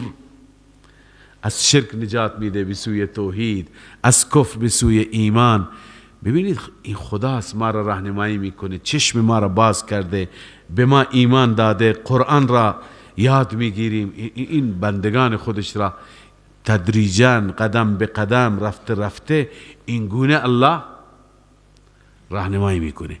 اما قانون دوم، والذین کفروا اولیاؤهم الطاغوت، آنهایی که کفر کردند، راه کفر را، راه شرک را، راه خرافات را اونها پیش گرفتند. حامیان اونها طبق زعم اونها، پشتیبانان اونها طاغوت هستند. همون کسانی که اونها را صدا میزنه یا فلان ادرکنی، یا فلان انصرنی، یا فلان خذ بیدی، اونها حامیشون هستند. همیشه میگه که برو پیر پشتت باشد، یعنی پشت همون حامی است، ولی هست دیگه. او دیگه پشتش او را دارد طبق زعم خودش. اون که پشتیبان باشه، غیر الله باشه، نماد شرکی باشه، او چه کار میکند؟ یخرجونهم من النور الى الظلمات. نور یعنی همون هدایت فطری که در وجودش هست، همون نور اندکی که در وجودش هست، از اون نور خارجش میکنه. به کجا میبره؟ به تاریکی محض میبره. نتیجه اولئک اصحاب النار هم فیها خالدون. اینها اصحاب النار هستند، همیشه در آن نار میمانند. دقت بفرمایید، این دو تا قانون ذکر کردم و عرض کردم، این بر اساس توضیحی که شیخ بزرگوار شیخ حسین علی میفرماید. حالا بر اساس این توضیح ربط ما بعد آیات خیلی خوب با ما قبل مشخص میشه. ببین خدا دو قانون بیان فرمود. یکی این که خدا حامی مؤمنین هست، اونها را از ظلمات به نور هدایت میکنه. دوم، کسانی که کفر بکنن حامی اونها طواغیت هستن. طواغیت چه کار میکنن؟ همین خرافات و مسائل اونها را روز به روز از نور فاصله میدن، به تاریکی میبرن. حالا 3 داستان بعد از این میآید، ربط این داستان ها. اول داستان نمرود میاد، این متفرع هست بر قانون دوم که پشت نمرود کیه؟ شیاطین هستند، اون برده و بنده شیاطینه. به همین خاطر میگه انا احیی و امید. گمراهی همینه. 2 تا داستان دیگه از 2 تا پیغمبر میاد. یکی که اسمش ذکر نشده میگویند حضرت عزیر است، او کالذی مر علی قریة. ببین خدا چطور راهنماییش میکنه، متوجه میشه که خدا مرده را چطور زنده میکنه، سوال میکنه، خدا بر سر خودش میاره. یکی دیگه سیدنا ابراهیم هست که او هم میگه رب ارینی کیف تحیی الموتى. الله عزوجل میگه 4 تا پرنده بگیر، اینا را تکه تکه کن، بعدا صدایشون بزن. خدا بهش نشان میده قدرت خودش را، من چطور زنده میکنم. پس ببینید این 3 تا داستان متفرع بر چی هستند؟ بر 2 تا قانون. داستان نمرود بر قانون دوم، داستان عزیر و ابراهیم بر قانون اول که یخرجهم من الظلمات الی النور. هر چی شبهات است، هر چی شکوک است، هر چی که در ذهن گیروداری هست، خدا پاک و صاف میکنه، حقیقت را چطور؟ با چشم سر نشون میده. پس یخرجهم من الظلمات الی النور. پس بر اساس این 2 تا قانون الان ما داستان ها را میخوانیم. اولین داستان ابراهیم هست و نمرود. ببینید ابراهیم علیه السلام بعد از اینکه با مردم بحث کرد، گفت که اینها نمیتونن شما را شفا بدن، حاجت شما را برآورده بکنن، کاری نمیتونن بکنن. مردم گفتن توهین میکنه ابراهیم. بعد که ابراهیم بت‌ها را شکست و از بین برد، شکایت ابراهیم شد پیش پادشاه نمرود بود. پرونده تشکیل شد، دستگیر شد ابراهیم، آوردنش پیش نمرود. وقتی که پیش نمرود آوردند، ابراهیم علیه السلام را پرسید تو که قبول نداری این خدایان را، پس خدای تو کیه؟ ابراهیم گفت ربی الذی یحیی و یمیت. نمرود پوزخندی کرد، گفت انا احیی و امیت. پس من هم این کار را میکنم. زندانی که حقش مرگ بود او را آزاد کرد، گفت ببین این باید میمرد، آزادش کرد. یک انسان بیگناه را کشت یا کاری دیگه کردن، بعضی مفسرین اینه گفتند. خلاصه ابراهیم دیدین کودن است، این متوجه نمیشه. ابراهیم علیه السلام استدلال دوم را آورد. ابراهیم هم مناظره زیاد ادامه نداد. بنده قبلا خدمت شما عرض کردم که روش انبیا مناظره نیست.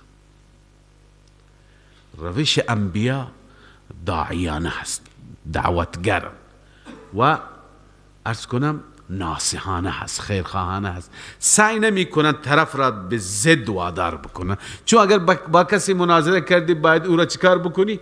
بکوبی، اون را لاجواب بکنی، اون را خجالت زده بکنی. اون بیشتر ضد میکنه، لج میکنه. به موسی علیه السلام الله تعالی فرمود که فقولا له قولا لینا لعله یتذکر او یخشی. به فرعون نرم باش صحبت بکن، شاید تذکر بگیره، بترسه از خدا. پس روش اینه. به همین خاطر ابراهیم یک مناظره آمده، همین آمده، ابراهیم هم زیاد ادامه نداد. پس همینه که گفت، او دیگه جوابی نداشت. فبهت الذی کفر. بعدن بالاخره او گفت که بعد ابراهیم علیه السلام به او گفت که اگر ایمان نیاوری رب من تو را در جهنم می سوزد و اگر ایمان بیاوری در بهشت میبرد، قرار میده. او دیگه بیشتر حرف نزد، به گمان خودش دیگه عمل کرد. گفت یک جهنمی درست کنی، الان اون رب منم، من تو جهنم میندازم. یه باغی برای خودش درست کرد و دستور داد تو باغی برای خودش جای خوبی درست کنند و یک جهنمی برای ابراهیم. لذا اون آتش را برای ابراهیم درست کرد و ابراهیم را انداخت.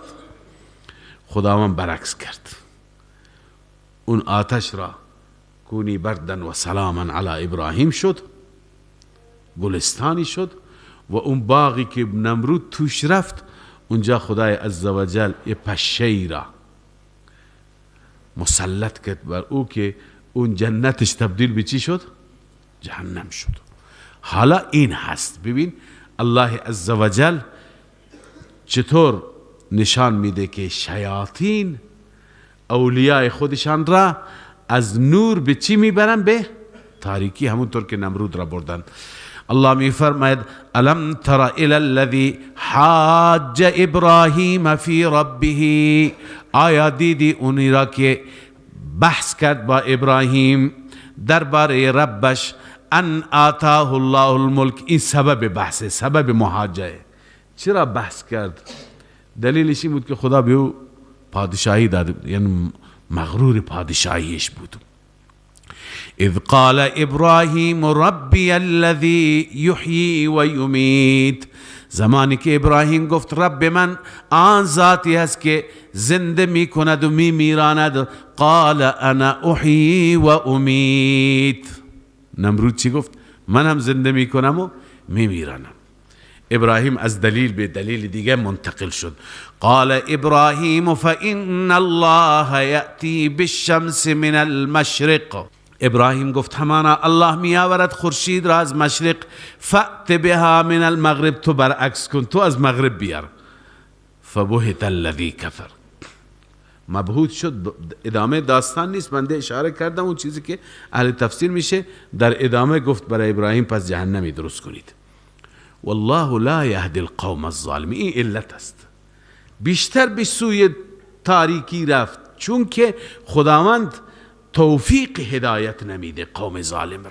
کسی که مسیرش مسیر ظلم و ستم باشه، مسیرش مسیر عناد و تعصب باشه، او دیگه هیچ وقت بر مسیر هدایت قرار نمیگیره. او کالذی مر علی قریة وهی خاویة. این داستان دوم است. این داستان دوم درباره کسی از بندگان خاص خدا که از شهری رد میشه و میبینه شهر ویران شده، میگه خدایا این شهر دوباره چطور آباد میشه، چطور زنده میشه، این مرده هایی که اینجا مرده. الله عزوجل نقدن بهش نشان میده. همونجا برای خودش مرگ و موت میاره. 100 سال 100 سال همونجا میفته تا این 100 سال کناره شهر است، گوشه شهر است، حاشیه شهر است. تا این 100 سال خداوند عزوجل این شهر را آباد میکنه، مردم کم کم کم کم بخاطر شهر که کامل میشه و مردمان زندگی میکنه، یه رونقی میگیره.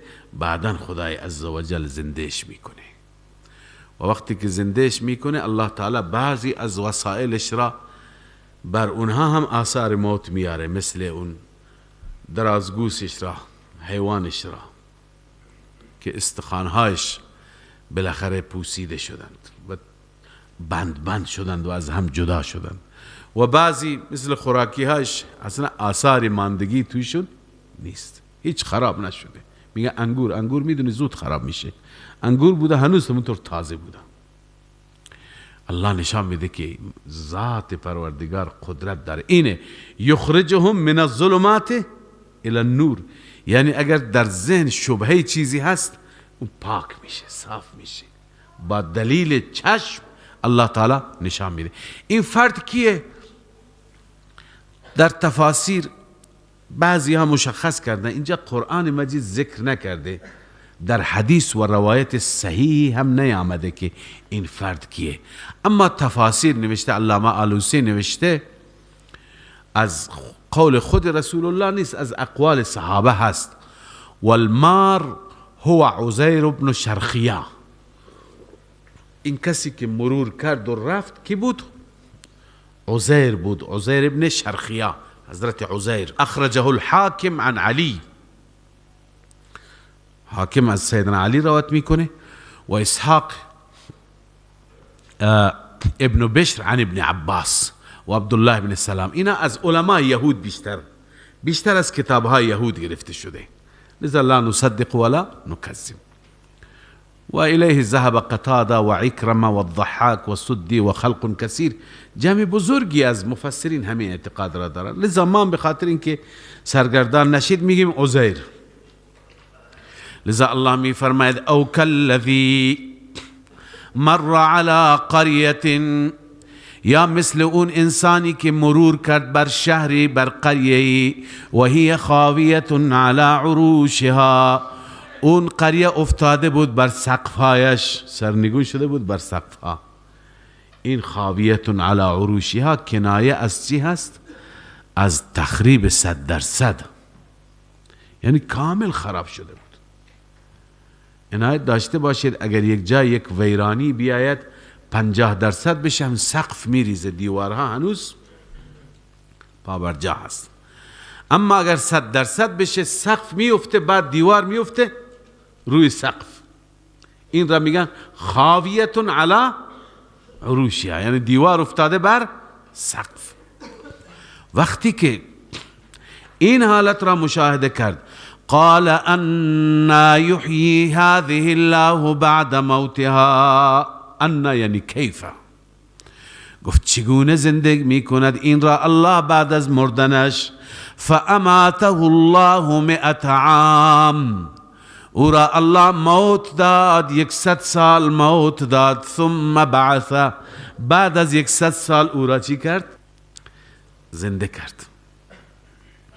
حالا ببینید 100 سال اینجا مرده بود، این اطراف شهری آباد شد، مردمی رفت و آمد کردن، سر و صداها شد، اصلا متوجه نشد، از هیچی که از اینها باخبر نشد. معلوم میشه که انسان که میمیرد وارد یک عالم دیگه میشه، یک دنیای دیگه میشه، عالم برزخ میشه. اینجا در دنیا خبری براش نیست، چون حداقل میدونست که همین شب و روز میگذرد، خورشید طلوع میکند، غروب میکند، بعد میوزد، اصلا نمیداند که چقدر گذشته. قال کم لبثت، بعد از اینکه ثم بعثه، بعدا او را زنده کرد. قال کم لبثت، چقدر ماندی؟ قال لبثت یوما او بعض یوم، گفت من 1 روز ماندم یا نصف روز. نمیدونست که 1 روز کامل یا نصف روز، احساس کرد خیلی خوابیده. الله می فرماید قال بل لبثت 100 عام، شما 100 سال اینجا ماندی. نگاه کن دور برت را چه شهری آبادی هست. این همونی که گفتی که چطور خدا اینو زنده میکنه. فانظر الى طعامك و شرابك لم يتسنى، حالا نمونه قدرت من را ببین، چیزی که من بخوام خراب بشه خراب میشه، چیزی که نخوام نمیشه، تکان نمیخوره. ببین طعامت را و شرابت را، غذایت را و نوشیدنیت را که لم یتسنى، خراب نشد. وانظر الى حمارک، ببین الاغت را، درازگوشت را که چطور او استخوانهایش، مفاصلش از هم دیگه جدا شده. ولنجعلک آیة للناس، الله می فرماید ما خود تو را قرار می دهیم نشانی برای مردم. نشانی برای چی؟ نشانی برای بعث بعد الموت، که انسان اگر بمیرد بعد از مرگ دوباره زنده میشه. یکی از نمونه ها تو هستی. و همچنین وانظر الی العظام، این استخوانها را ببین، استخوانهای الاغت را، سواریت را. حالا نمونه دیگری الله تعالی باز زندگی نشان میده. کیف ننشزها، چگونه استخوانها را ما بلند میکنیم و با هم دیگه متصل میکنیم. ثم نکسوها لحما، سپس اونها را با گوشت میپوشانیم. فلما تبین له، وقتی که همه چیز برایش واضح شد، مشخص شد که جریان چی بوده، الله برایش تعریف کرد قال اعلم ان الله على كل شيء قدیر. قبلا هم میدانستم اما الان با علم الیقین میدانم. قبلا با علم الیقین میدانستم، الان با عین الیقین. قبلا با علم الیقین، الان با عین، خودم دیدم به چشم. قال اعلم ان الله على كل شيء قدیر، میدانم که الله تعالی بر هر چیزی قادر است. پس این هست الله ولی الذین آمنوا یخرجهم من الظلمات الى النور. داستان دیگری که متفرع بر همین اصل است که بندگان خودش را خدای عزوجل همه چیز را بهشون نشان میده. و اذ قال ابراهیم رب ارنی کیف تحیی الموتى، میگویند این جریان ابراهیم علیه السلام قبل از برخورد با نمرود است، چون بعد از برخورد با نمرود همون بود که در آتش انداختن و بعد از اون وقتی الله نجاتش داد بعد دستور داد از این ملک برو. ابراهیم رفت. قبل از اون ابراهیم علیه السلام با خدای عزوجل راز و نیاز کرد. ابتدای نبوت خداوند به ابراهیم گفت هر پیغمبری را که خدا مبعوث میکنه همون ابتدا سه چیز بهش میگه. یکی این که تو پیغمبر من هستی، دوم این که من واحد لا شریک هستم، هیچ کسی به جز من لایق عبادت نیست، سوم این که قیامت می آید، این مردم می میرن دوباره زنده میشند. شما خواندید درباره موسی، یا موسی انی انا الله رب العالمین. این چی هست؟ توحیده.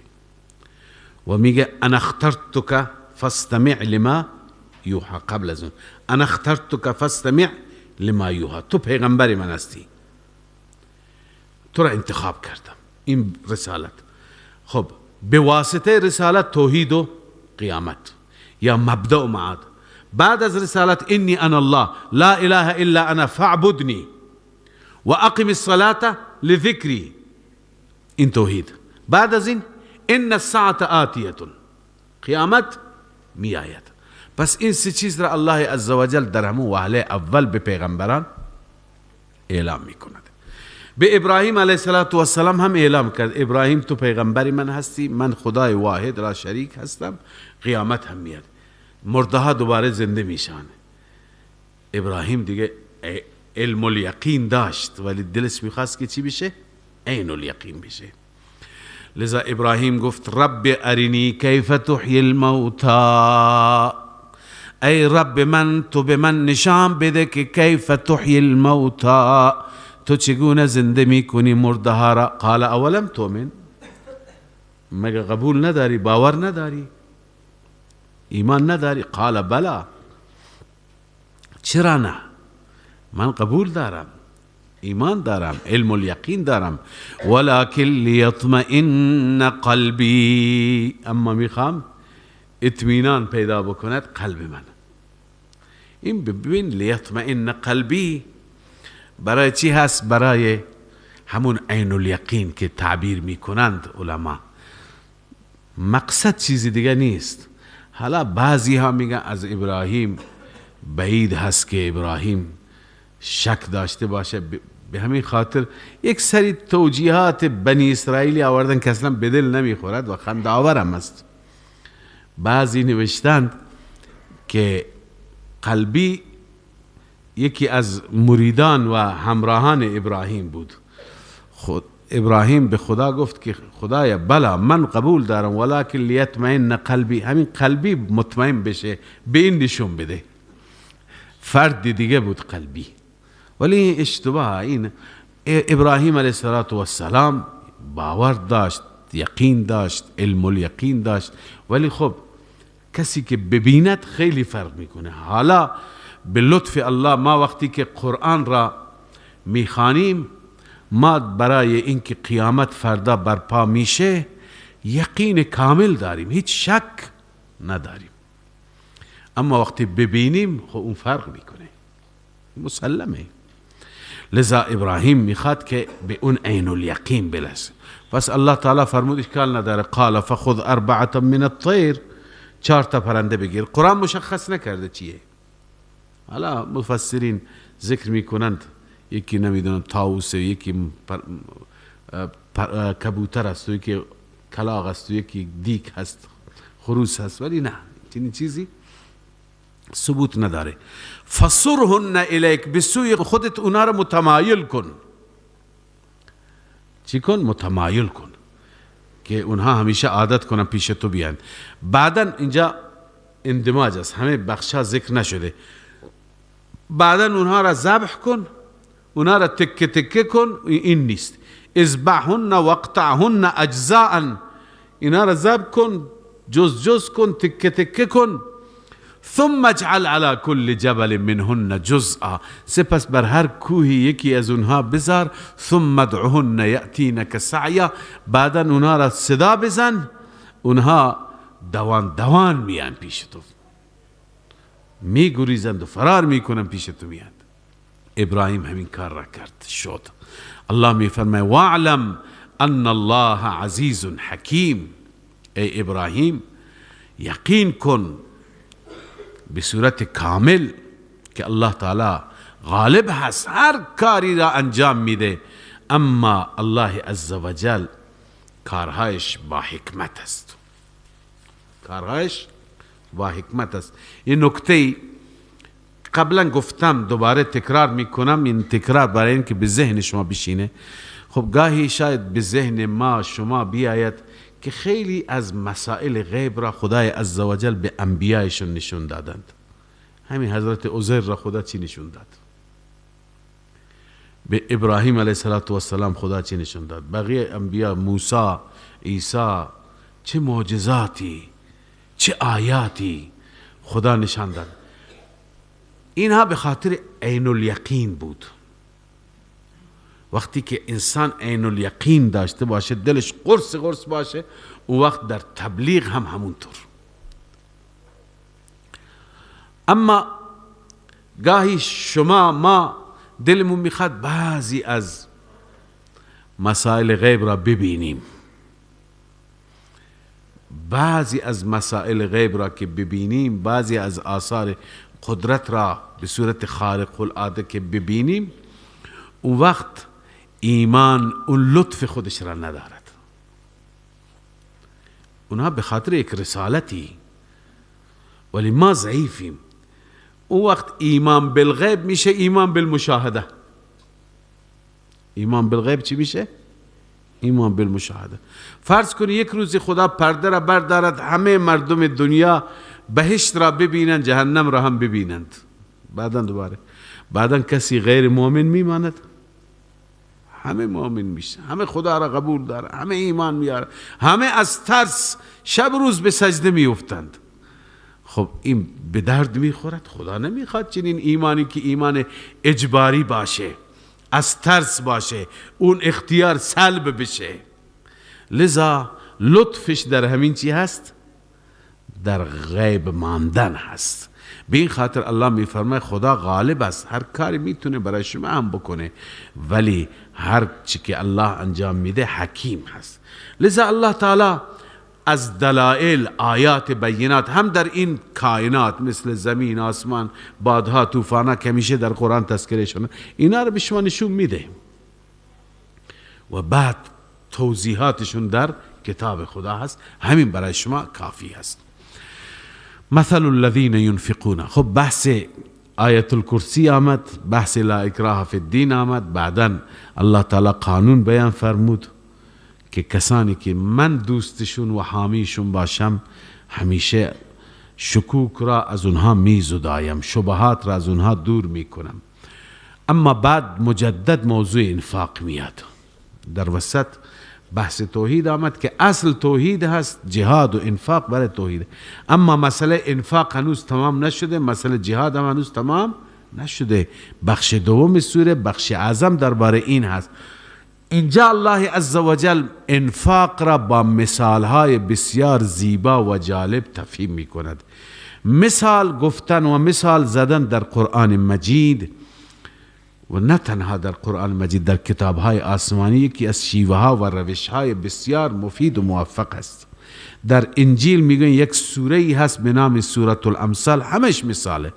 در قرآن مجید هم خداوند مثال زیاد بیان فرموده، مثال برای توحید، مثال برای بطلان خدایان باطل، مثال برای اینکه صدا زدن غیر الله چقدر خطرناک هست و چه فایده ای داره، هیچ فایده ای نداره. همچنین مثال برای انفاق، مثال های مختلفی خدای تعالی بیان فرموده. اینجا الله عزوجل حداقل 3 مثال بیان می فرماید. مثال اول، آنچه که خرج کنید در راه الله، ببین قانون اینه که بقیه مسائل هر نیکی شما انجام بدید 10 برابر ثواب داره. فله 10 امثالها، مگر در موارد خاص.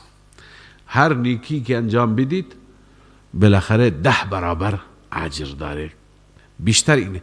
فقط 2 چیز اینا 10 برابری نیست، یکی صدقه، یکی روزه. روزه را که الله میفرماید الصوم لی و انا اجزی به، من خودم مطابق شأن خودم جزا میدم. اینجا بیان نشده، چون شاید به ذهن این میاد که اگر گفته میشد، چون خدا وقتی مستقیما خودش بده، اون دیگه چی میده ما تو دنیا نمیفهمیم، اونجا معلوم میشه. دوم صدقه. صدقه را الله عزوجل حد اقلش را میگه 700 برابر، حد اقلش 700 برابر.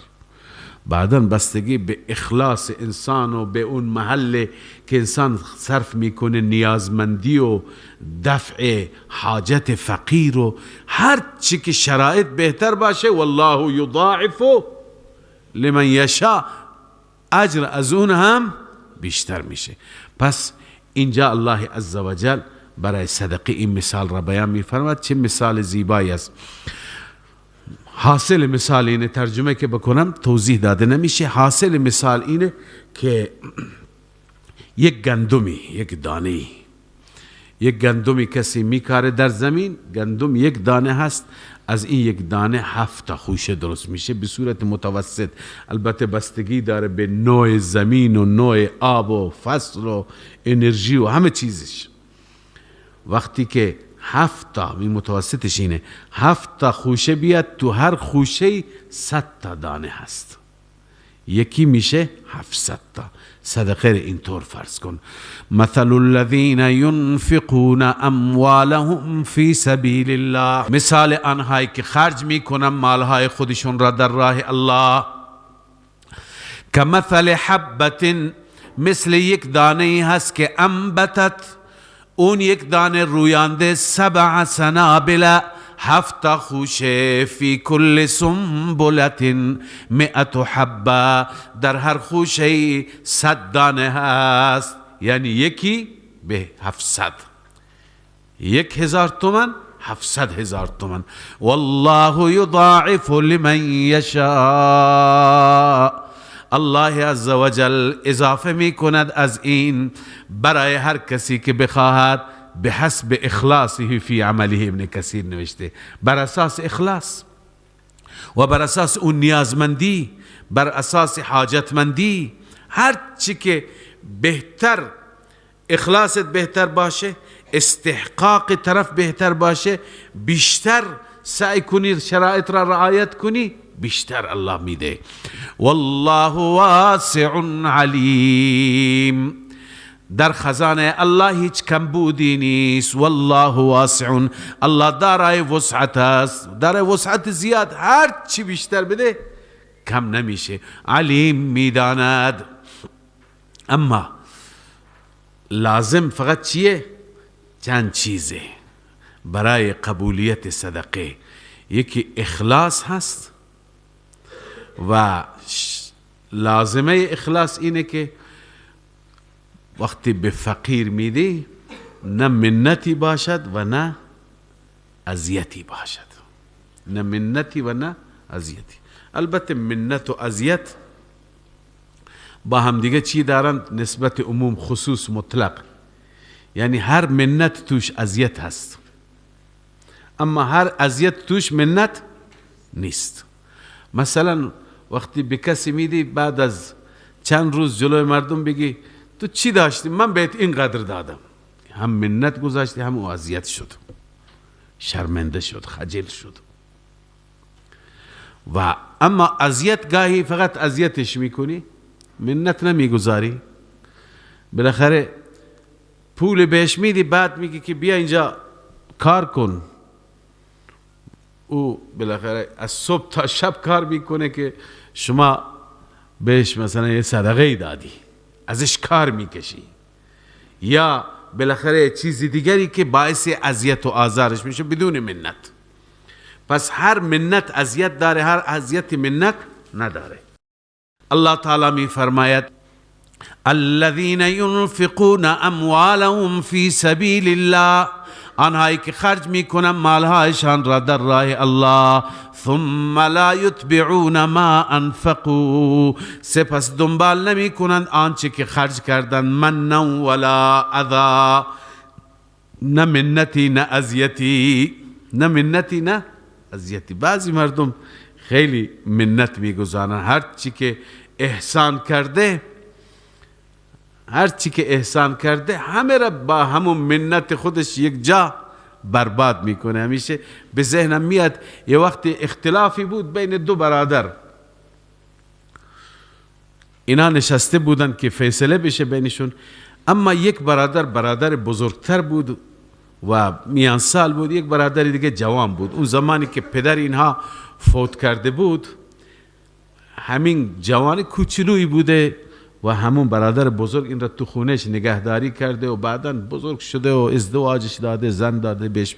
حالا بعد از این اختلاف کرده، اختلاف الان روی یک مالی داشتن، ولی شاید در همین جلسه بیش از 10 بار میگه این الان با من اختلاف داره، این بچه بیشتر نبود، این من بزرگ کردم، زن دادم، این جایی نداشت، فلان کردم. هر چی که 10 بار اون برادر الان سرش پایینه، شرمنده هست، جلوی مردم جمعی هست، این بار بار یادآوری میکنه. آخر من گفتم که شما هر چی کردی به باد دادی، 10 بار یادآوری میکنی، هر چی کردی برای خدا کردی، چرا منت میذاری؟ الان بعضی ها بالاخره کاری میکنند هی منت میگذارند. منت گذاشتن بدترین چیزه. الله میفرماید ثم لا یتبعون، شرط قبولیت همینه که لا یتبعون ما انفقوا منا ولا اذى، دنبال نمی کنه آنچه که خرج کردن، نه منتی و نه اذیتی. لهم اجرهم عند ربهم، برای اونها از اجر و پاداششان نزد پروردگار. ولا خوف علیهم ولا هم یحزنون، هیچ خوفی بر آنها نیست و هیچ غمی هم نخواهند داشت، چون خدا چند برابر 700 و بیشتر از اون میده. قول معروف، الله تعالی میفرماید این که بعضی منت میگذارن، به جای منت اصلا صدقه نده، اصلا کمک نکنه، زبان خوشی داشته باشه، همین بسه. قول معروف یعنی یک سخن پسندیده، و مغفرت و گذشت، خیر من صدقه یتبعها اذى، بهتر است از اون صدقه‌ای که پشت سر خودش چی داشته باشه؟ اذیت داشته باشه، طرف را اذیت کنه. اصلا این جور صدقه نده، وقتی که میری فراموشش کن، دوباره یادش نکن. والله غنی حلیم، الله عزوجل بی نیاز هست از صدقات شما. الله تعالی از صدقات شما بی نیاز است، نیازی نداره. مقصود از صدقه دادن اصلاح خود شماست. ببین من و شما اگر خدا میگه صدقه بدید، چون خدا میخواد ما را اصلاح بکنه. چطور میخواد ما را اصلاح بکنه؟ این را انشاءالله در آینده توضیح خواهیم داد که هر چیزی را که انسان قربان بکنه و فدایش بکنه، محبت از دل میره. یکی از راههای کم کردن محبت دنیا صدقه هست. پول را صدقه بده در راه خدا، بعدا ارزشش از دلت میره، ارزش الله و دین الله در دلت میاد که این پول را داری فدا میکنی برای خدا، برای دین خدا، برای راهی که خدا گفته. لذا معلوم میشه که خدا و دین خدا از این پول برایت ارزش بیشتری داره. پس الله عزوجل که میگه صدقه بدید، الله بی نیاز است، نیازی به صدقه شما نداره، ولی شما را میخواد اصلاح کنه. حلیم هست. اینکه شما منت میگذارید، اذیت میکنید برای گرفتن شما، مؤاخذه شما، الله تعالی اگر مؤاخذه نمیکنه بر اساس بردباری و حلم الله عزوجل است. بحث انفاق بود و در بحث انفاق الله عزوجل فرمود که شما منت نگذارید، اذیت نکنید کسی را که او را بر او انفاق میکنید. و در این آیه‌ای که خوانده شد الله عزوجل خطاب میکنه اهل ایمان را، اما بظاهر اینها اهل ایمان واقعی نبودند. علامه آلوسی نوشته که بیشتر مفسران اعتقادشون بر این هست که این کسانی که گفته شده یا ایها الذین آمنو، اینا ایمان ظاهری داشتند، منافق بودن. و غالب المفسرین على ان المراد به المنافق، بیشتر مفسرین میگن منافقین بودن. پس این از خصلت منافقین هست که خرج میکنند و بعدا منت میگذارند. اونا هدفشون هم همینه. اونا در سوره منافقون شما میخوانید که گفتن لا تنفقوا على من عند رسول الله حتى ينفضوا، اینا که اطرافیان رسول الله هستن بر اینها انفاق نکنید، بذار متفرق بشن برن برای خودشون. پس منت ها اینها همیشه بود. الله میفرماید که یا ایها الذین آمنوا لا تنفقوا على من عند رسول الله، یا ایها الذین آمنوا لا تبطلوا صدقاتكم بالمن والاذى. ای مؤمنان شما باطل نکنید صدقاتتون را با منت گذاشتن و اذیت کردن. کالذی ينفق ماله رئاء الناس، نشان دادن مردم اگر کسی خرج بکند هیچ اجری ندارد، هیچ ثوابی ندارد. همینطور مالی که منت و اذیت داشته باشد هیچ اجر و ثوابی. ماله رئاء الناس ولا یؤمن بالله والیوم الاخر، برای نشان دادن مردم میکند و ایمان به خدا و روز آخرت ندارد.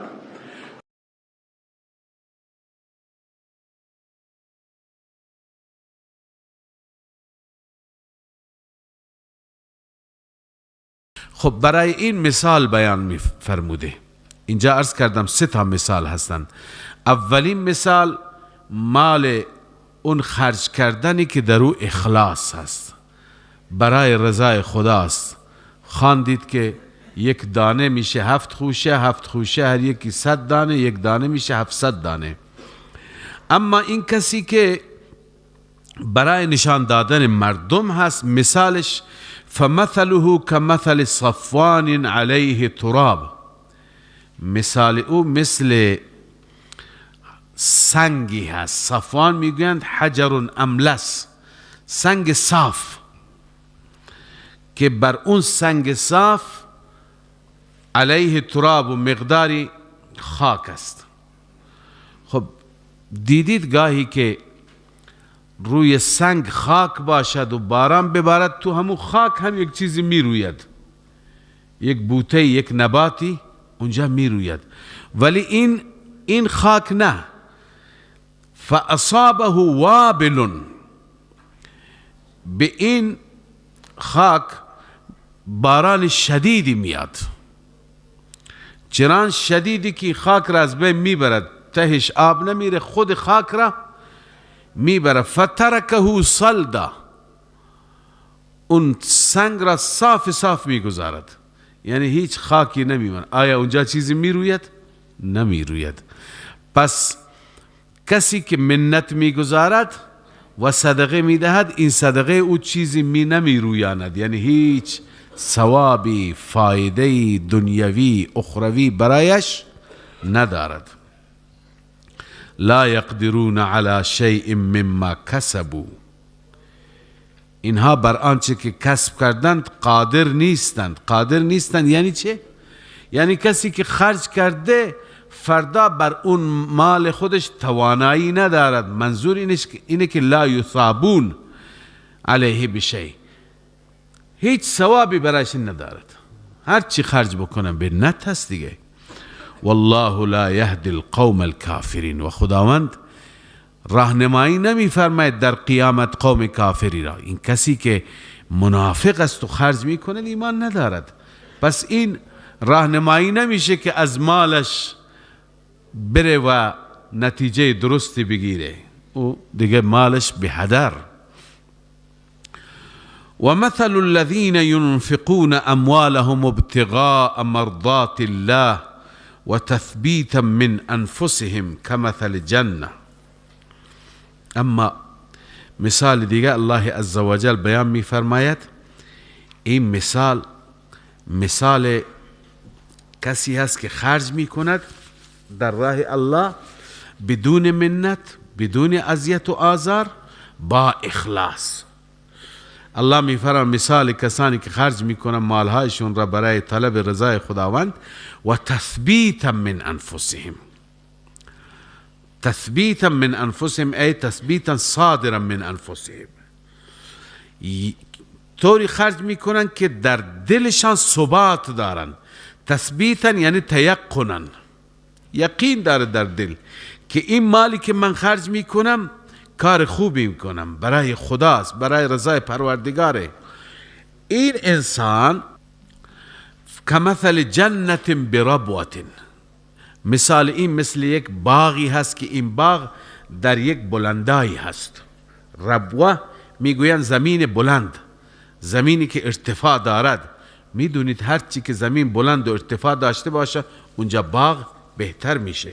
اصابها وابل فآتت اکلها ضعفین، اونجا که در بلندی هست بارانی هم زیادی میاد، بارانی هم شدیدی میاد. باران که زیاد باشه، هوا هم خوبه، ارتفاع هم هست، فآتت اکلها ضعفین، اون میوه خودش را 2 برابر میده. ولی با توجه به موقعیت خوبی که این باغ دارد، فإن لم يصبها وابل فطل، اگر اونجا باران شدیدی نباشد، همون شبنم، طل شبنم را میگویند، همون شبنم هم کفایت میکنه، همون باعث آب دادن درخت ها میشه، نم میشه، لذا باز هم میوه خودش را، نتیجه خودش را دارد. پس این نتیجه اون انفاقی هست که اون انفاق برای رضای خدا انجام میگیرد. والله بما تعملون بصیر، این جمله اصلاحی هست. خداوند به اعمال شما بیناست، معنیش اینه که مخلصش را هم خدا میداند، ریاکارش را هم خدا میداند. اونی که برای خدا میده الله اون هم میشناسد، اونی که برای نام و شهرت میده الله اون هم میداند.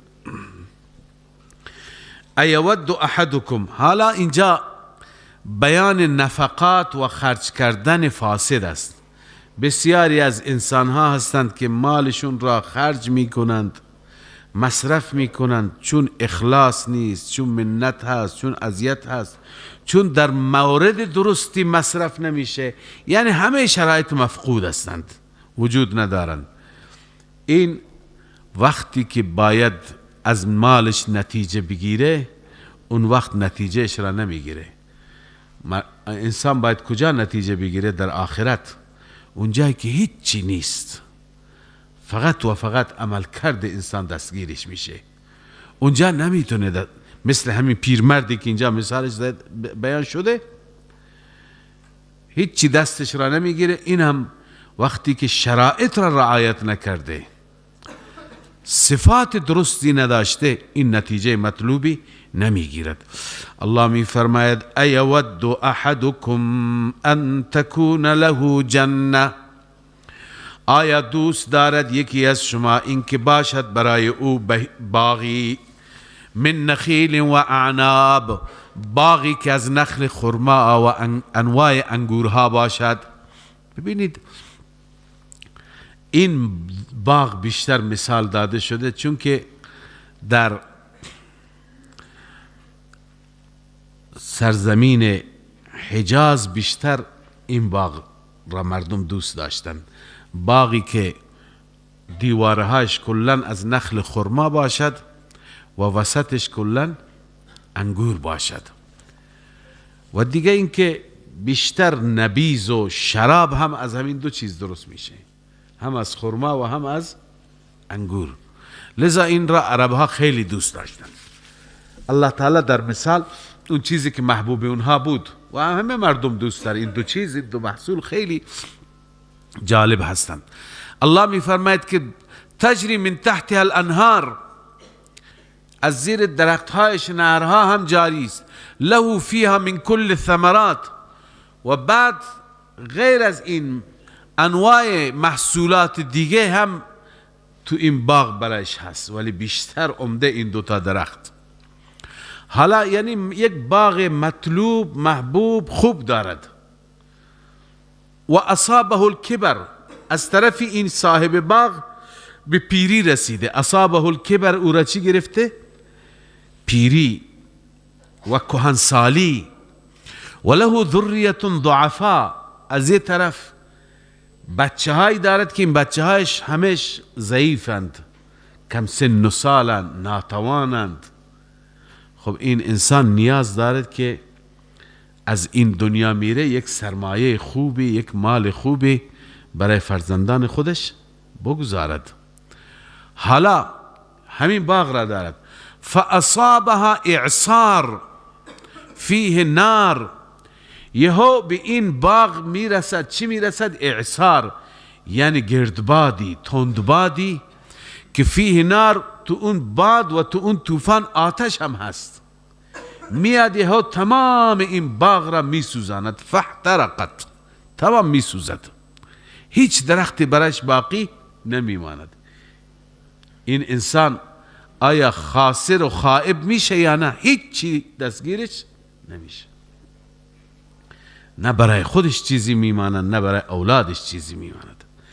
این مثال اون صدقاتی هست که در اون صدقات شرایط خدایی در رعایت نمیشه، اخلاص نیست، منت هست، اذیت و آزار هست. و لذا الله می فرماید پس این کار را نکنید. سرمایه‌ای دارید، کاری بکنید که این سرمایه برای شما بماند. لازمش همون انفاق با اخلاص، بدون منت، بدون اذیت. كذلك يبين الله لكم الآيات لعلكم تتفكرون. الله می فرماید خداوند این گونه آیات را برای شما بیان میکنه تا که شما فکر کنید. این آیات و این مثال ها واقعا قابل تفکرند، قابل تعمقند، انسان فکر بکند. یا ایها الذین آمنوا انفقوا من طیبات ما کسبتم. حالا بعد از این الله تعالی می فرماید شما مالتون را خرج کنید. این مثال ها بود برای خرج کردن. حالا مؤمنین را میگه مالتون را خرج کنید. بعضی گفتن مراد از این زکات است، شامل زکات هم میشه. بعد از این آیات دیگه میاد و شامل صدقات میشه، صدقات نفلی. اما الله می فرماید ای مؤمنین خرج کنید من طیبات ما کسبتم، از مال پاکیزه‌ای که کسب کردید، مال حلال که خدا به شما داده. مال حرام خرج نکنید، مال حلال خرج کنید. بعضی ها هستند که توفیق حلال ندارند، حرام را هم میپرسه که بدیم در راه خدا چطوره، درست نیست. حالا اگر کسی بدون اختیار در مالش حرام میآید، اون را بده به فقیره، به تعبیر فقها بیندازد او را. بیشتر کسانی که حسابهاشون تو بانک ها هست و روی این حساب ها سود میاد، 18% و 20% و بالاتر و خب پول زیادی. کسی که میگذارد 1 میلیارد یک سال رد میشه تو بانک، بعد از 1 سال 200 میلیون تا 300 میلیون بستگی به اون درصدش داره بهش میرسه. حالا این را خرج بکنی، این مال طیبی نیست، مال نجسی هست. یک کسی سوال کرد، آدم سرمایدار بود، سرمایدار بزرگی بود، گفت که ما سرمایه داریم، سرمایه زیاد داریم و سرمایه هایمون همیشه تو بانک ها هست. اگر این سرمایه هایمون را بگذاریم که از این سرمایه ها چیزی همیشه بر اینها میاد. ایشون میگفت در اون زمان هر میلیاردی 300 میلیون میاد. سالانه ما این پولا را بگیریم بین فقرا تقسیم بکنیم، چطوره؟ گفت این جایز نیست، درست نیست. چرا از همون مال پاک نمیدید، مال طیب نمیدید، مال بغل غش نمیدید؟ چرا اینطور آلودهش میکنی؟ گفت خب این مال مفت گیر میاد، مال همینطور تو بانک گذاشته، لذا ما تو این حساب بیزاریم که این پول به دست بیاد. گفتیم که بالاخره این از راه نادرسته.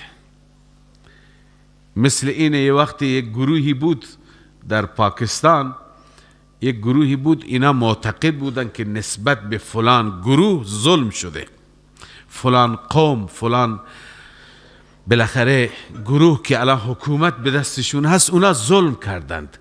اینا چیکار میکردن؟ میرفتن خونه های اونها غارت میکردن، دزدی میکردن، چپاول میکردن، هر چی می آوردن بین فقرا تقسیم میکردند.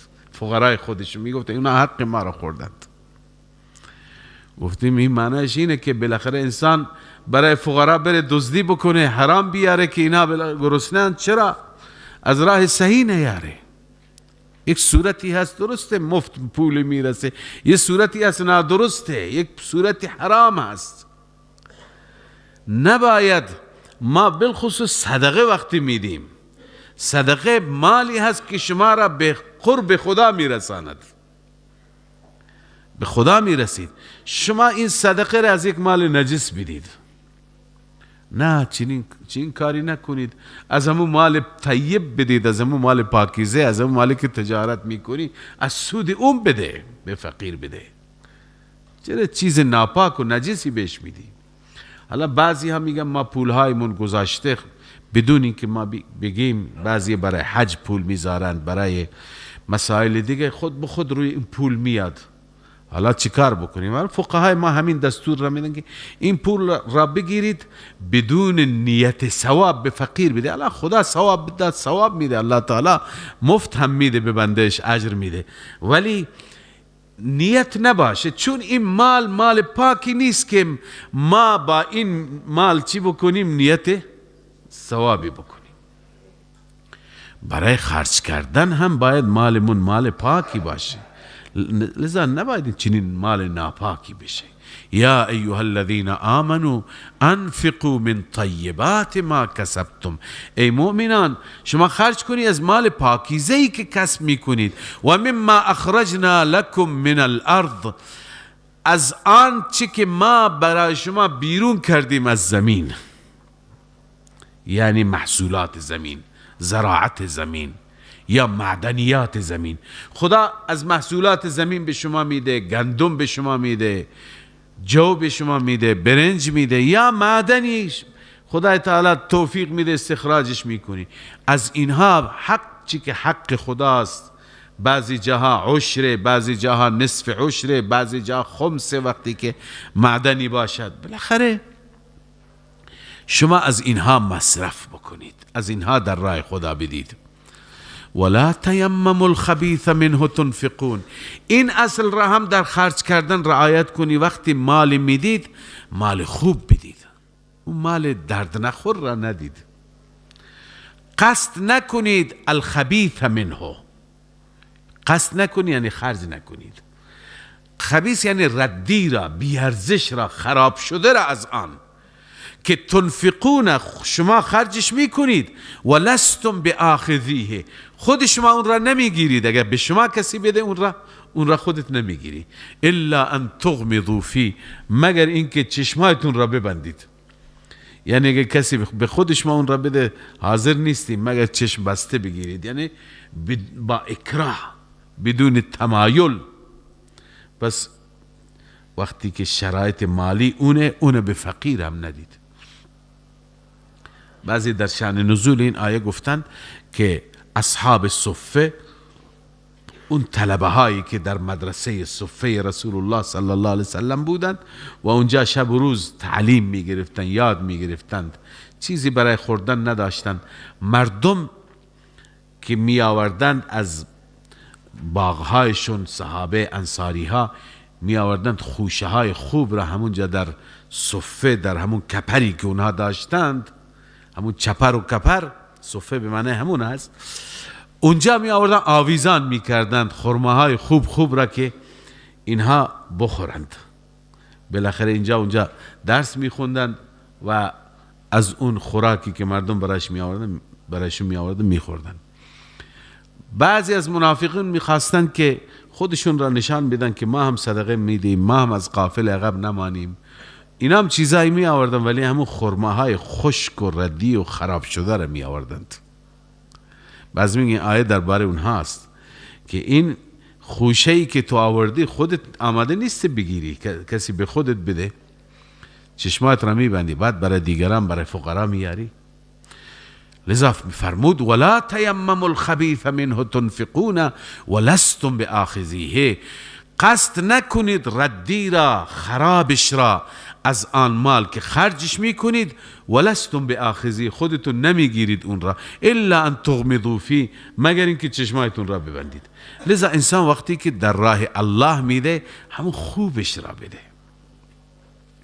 همون با ارزشش را بده. لن تنالوا البر حتی تنفقوا مما تحبون فی، شما به بر و ابواب بر و مراتب نیکی نمی رسید حتی که انفاق کنید اون چیزی را که خودتون دوست دارید، یعنی مرغوب و محبوب دل خود شماست، اون را خرج کن. وقتی لباست را میدی بهترین لباست را بده که دوستش داری، یا حداقل متوسط را. گوسفندی را از گوسفندان کسی میخواد برای در راه خدا بده، چه زکات میده چه صدقه، همون بهترینش را بده.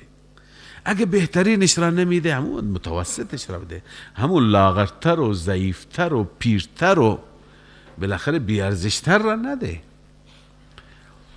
واعلموا ان الله غنی حمید، بدونید که خدای عزوجل بی نیاز است، نیازی به صدقه شما ندارد.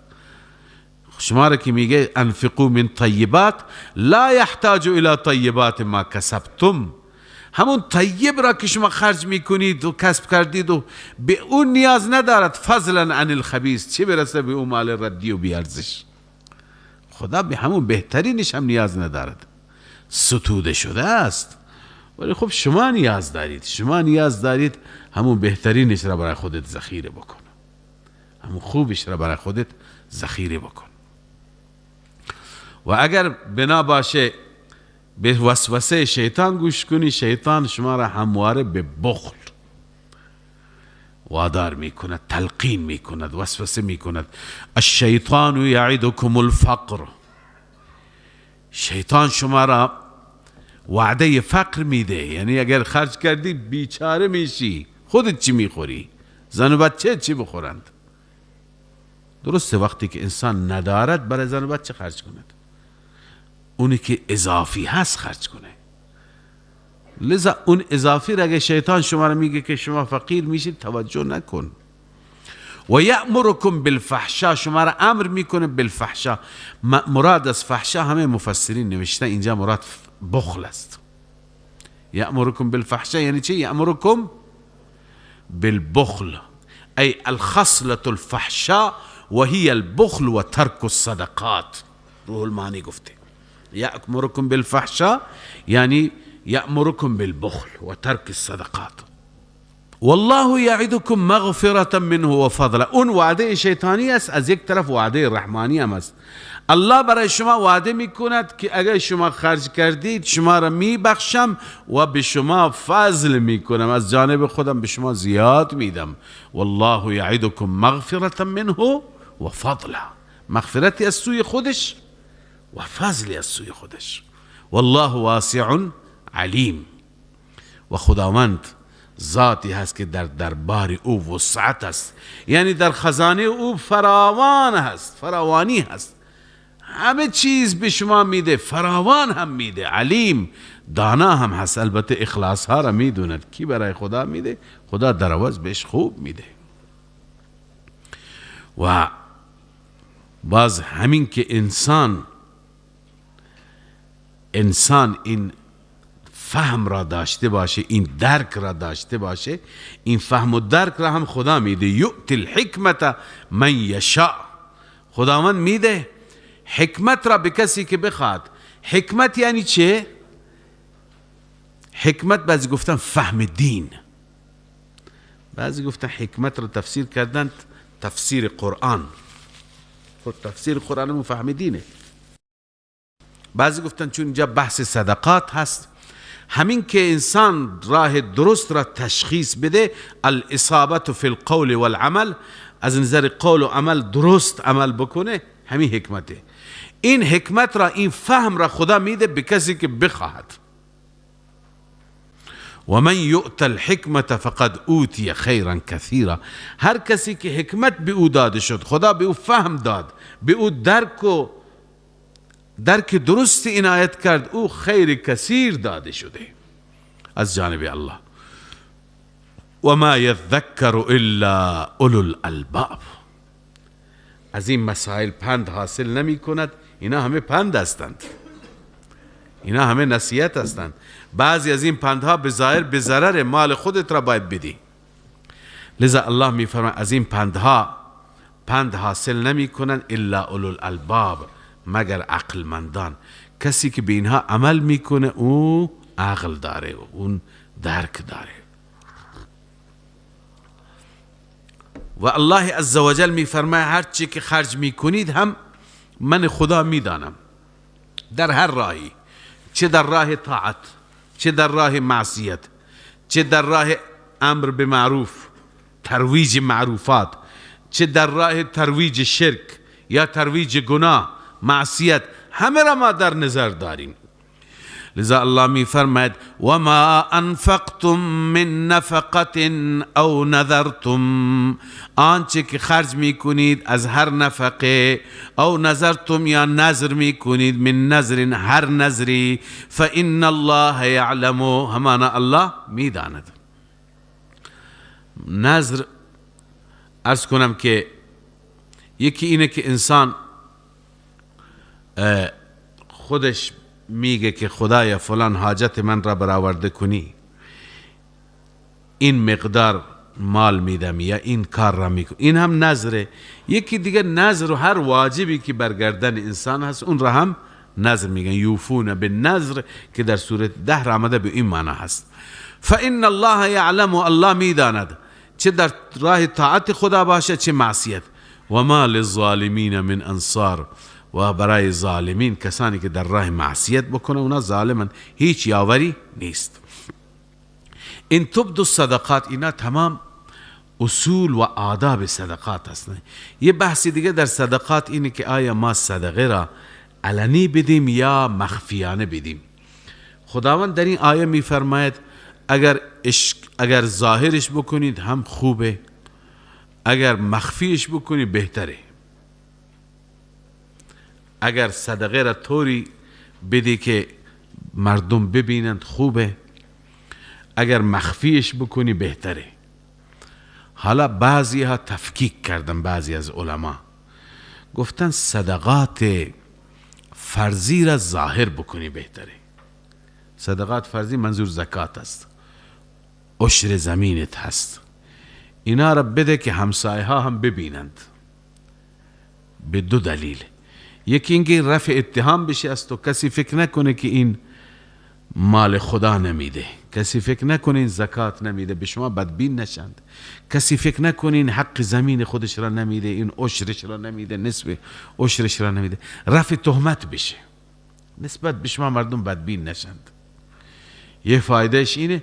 یه فایده دیگه اینه که مردم هم تشویق میشند. اون برادر شما، همسایه شما، شریک شما، او میبینه که این عزیز مالش را داد، مال خدا را داد، من عقب افتادم. او وقتی میبینه شما میده اونم میده، پس این دادن شما علنی یه تبلیغی هست. یه چی هست؟ یه تبلیغی هست.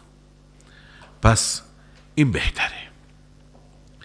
اما اگر صدقه نفلی باشه اونجا مخفی کردنش بهتره.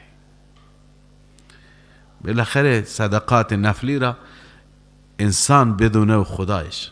حالا مثلا نمازهای فرض را بهترین ما بیایم تو مسجد بخوانیم، همه ببینند، تا همه هم بیایند و همه بدونن که من نماز میخونم، فردا تهمتی نزنند. اما سنت را، نفل را، این را بریم خونه بخونیم، سنت همینه، این بهتره. تهجد را دیگه نیاد تو مسجد نخونه، بره تو خونهش. بنابراین اگر نفلی باشه مخفی بشه بهتره، واجب و فرضی باشه علنی باشه بهتره. بعضی میگن بستگی به فقیر داره، همون زکات فرضی را اگر فقیر شرمنده میشه هم جلوی مردم نده، کسی نفهمه که شما به این دادید، او خجل میشه. اما بعضی فقرا هستن که نه، شرمنده نمیشن، پروا نمیکنن، حتی چادر میاندازن، کسی پول نداده پولی از تو جیب خودش میندازه، خودش به خودش صدقه میده تا مردم چی؟ بیاد بیفتن که بهش بدند. لذا این پروایی نداره. این نوع افراد را در حضور مردم بدی هم اشکال نداره، البته نیتت این باشه که دیگران هم بدن، تشخیص دیگران تشویق بشند. خب این تبلیغی هست، تبلیغ عملی.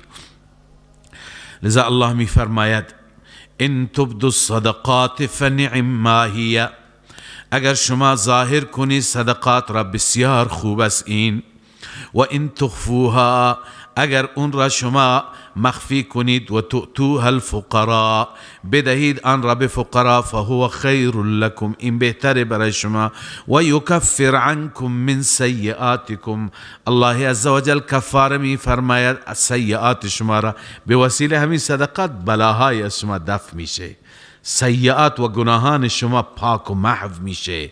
والله بما تعملون خبیر، الله به آنچه که شما عمل میکنی خبیر است. خدا خبر داره کافیه. حالا همسایه، دوست، برادر، آشنا، اینا لازم نیست خبر داشته باشن، الله خبر داره. لیس علیک هداهم ولکن الله یهدی من یشاء، بر تو نیست هدایت آنان، اما خداست که هدایت میکنه کسی را که بخواد. منظور چیه؟ درباره شأن نزول این آیه هست که بعضی از انصار خویشاوندانی داشتند از غیر مسلمانان، از یهودی ها، از بنو قریظه، قبلا به اونها کمک میکردند، به اونها صدقه میدادند، و اما بعدن که اونها مسلمان نمی شدن دیگه صدقه را بند کردن، صدقه ندادند، اونها را تنبیه کردن چرا ایمان نمی آورید. الله عزوجل از این راضی نشد. حالا بحث صدقات نفلی اینجا هست. زکات شما میدونی به غیر مسلمان جایز نیست بدیم، این صدقات نفلیه. حالا مالت را ندادی که بلکه ایمان بیاره، هدایت بشه، مگه هدایت او به دست تو هست؟ تو میتونی در منگنه قرار دادنش او را هدایت بکنی، درست نیست این نوع هدایتی، این نه. شما صدقه را بده، هدایتش به دست خداست. لذا ما مال را البته برای تعلیف قلوب، دلشون نرم بشه، هدایت بشه، جایزه، ولی بند کردنش، بازداشتنش به منظور تنبیه که چرا هدایت نمیشه، چرا ایمان نمیاره، یا چرا نماز نمیخونه. کسی فقیری داره از همسایگانش یا از خویشاوندانش، به او کمک نمیکنه، چرا نماز نمیخونه؟ این اشتباه است. لیس علیک هداهم، هدایتی او بر تو نیست. از اینجا ما این برداشت را میکنیم که انسان به فقرا که میده، درست فقیر اگر صالح باشه، نمازی باشه، متشرع و متدین باشه بهتره، ولی معنیش این نیست که اونی که غیر متدین است، اونی که پایبند شر نیست، دیگه به او هیچی ندیم. نه، این غلطه. خدای تعالی رزق و روزی به همه داره میده، ما هم باید اون اخلاق الهی را داشته باشیم. تخلقوا باخلاق الله. ما هم باید تفاوتی نگذاریم بین نمازی و غیر نمازی، بین صوفی و کوفی، هیچ تفاوتی نباشه، به همه بدیم. بالاخره هر کسی را که تشخیص میدیم این فقیره، این نداره، زن و بچهش نیاز داره، کمکش کنیم. به خاطر اینکه چرا هدایت نمیشه، چرا نماز نمیخونه، تنبیهش بکنیم، این غلطه. چنانچه قرطبی گفته کان اناس من الانصار لهم قرابات من بنی قریظه، مردانی از انصار بودند که خویشاوندانی از بنو قریظه داشتند و نذیر، بنو نذیر، و کانوا لا یستصدقون علیهم، بر اونها خرج نمی کردن، رغبتا فی ان یسلموا، به خاطر اینکه تمایل داشتن اونا اسلام بیارن، لذا نمیدادن تا اسلام بیارن. الله عزوجل نازل فرمود لیس علیک هداهم، بر تو نیست هدایت آنها، ولکن الله یهدی من یشاء، اما الله هست که هدایت می فرماید هر کسی را که بخواهد. شما برای این جلوی صدقه را نگیرید. و ما تنفقوا من خیر فلانفسکم، آنچه که شما خرج می کنید از هر مال خیر برای خودتون است، نفعش به خودت میرسه. چه طرف نماز میخونه یا نمیخونه، با اون کار داشته نباشه، به تو ثواب میرسه اگر نیت تو درست باشه. و ما تنفقون الا ابتغاء وجه الله، شما خرج نمی کنید، خبر است ولی به معنی انشاء، یعنی خرج نکنید الا ابتغاء وجه الله، مگر برای طلب رضای خدا. یعنی وقتی خرج میکنی حتما در نظر داشته باش که هدف من رضای پروردگار، اینم بنده خداست، این بنده خدا نماز میخونه، معتاد، دود میکشه نمیکشه، کار ندارم، من میدم که گرسنه نمانه، من میدم که زن و بچهش گرسنه نمانند، اشکال نداره. بعضی هم میپرسن به معتادان، گاهی اگر انسان احساس میکنه که میبره اینها را دود میکنه و مواد میکنه، خب نقدی بهش نده، خوراکی بهش بده، ساندویچ بگیره بهش بده، بالاخره یه مرغ بگیره به خونهش برسونه، ولی محرومش نکنه. الله میفرماید خرج نکنید شما مگر الا ابتغاء وجه الله، مگر برای رضای پروردگار. و ما تنفقوا من خیر یوفى الیکم، آنچه که خرج میکنید از هر خیر به صورت کامل برگردانده میشه به سوی شما، کامل برمیگرده به شما، هم در این دنیا هم در اون دنیا. و انتم لا تظلمون، شما مورد ظلم واقع نمیشید، شما مورد ستم واقع نمیشید، اجر و پاداش شما را الله کامل میده. خب پس به همه صدقه بدید، اما بالخصوص مستحقین صدقات کی هستند؟ الله عزوجل اینجا یک قشر را معرفی میکنه.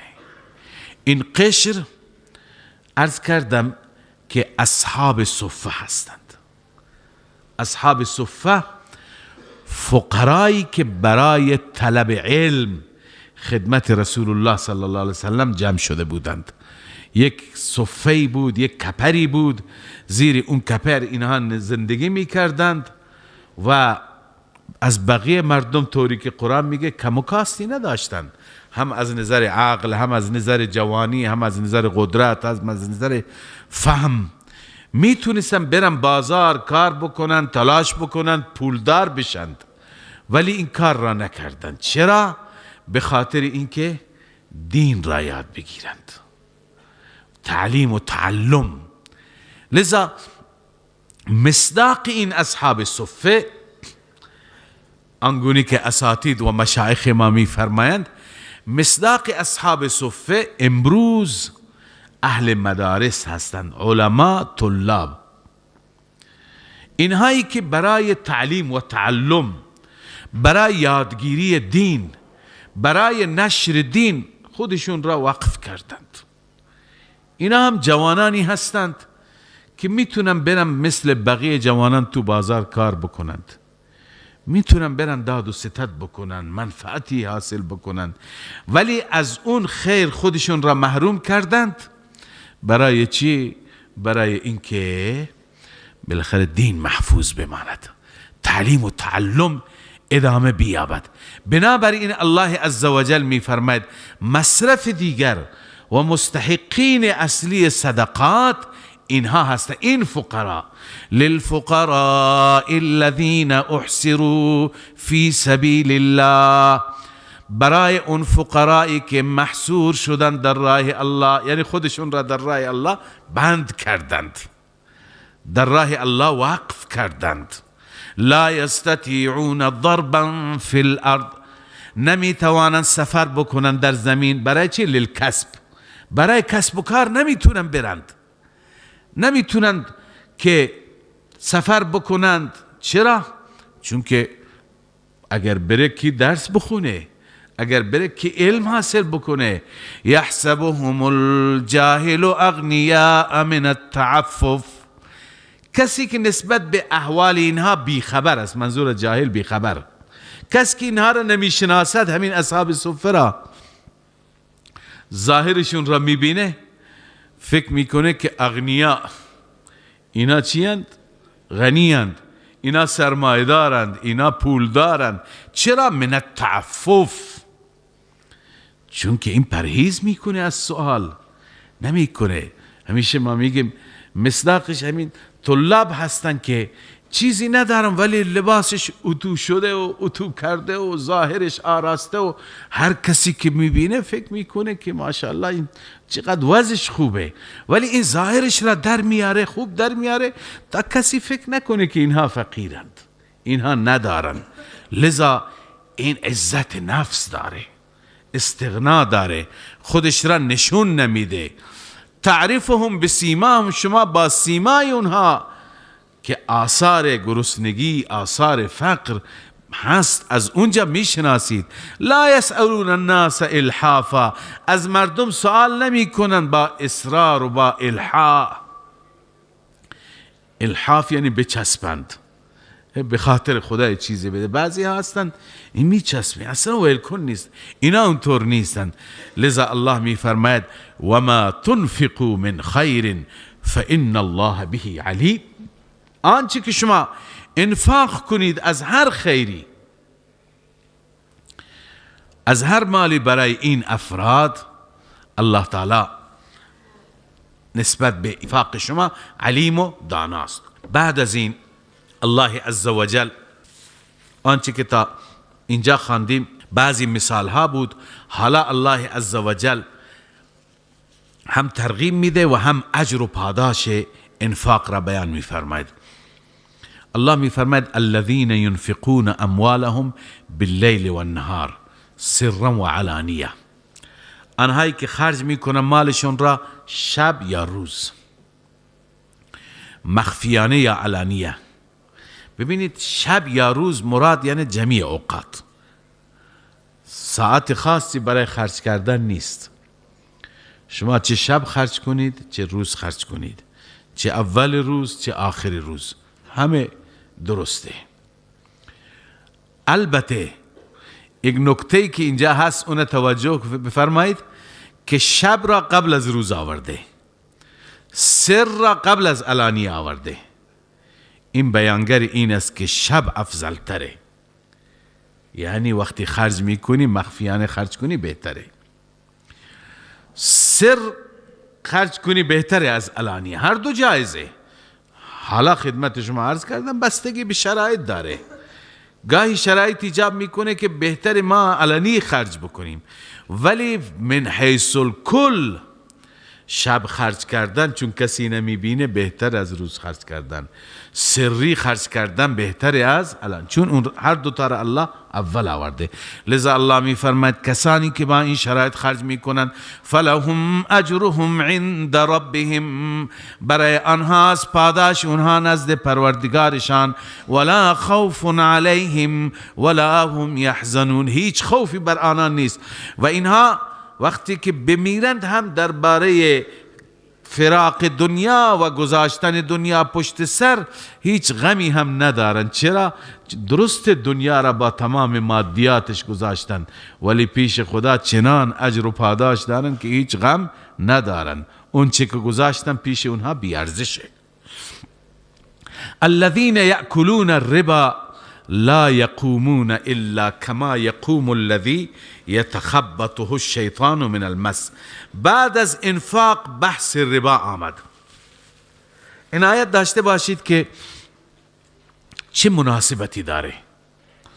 به ظاهر فکر میکنیم که بی ربط است، اون بحث خرج کردن، این بحث معامله و اموال و چی هست، بحث ربا هست، با هم دیگه تناسب ندارند، ارتباط ندارند، ولی اگر عمیق فکر بکنیم خیلی با هم دیگه چی دارند؟ مناسبت دارند. چرا؟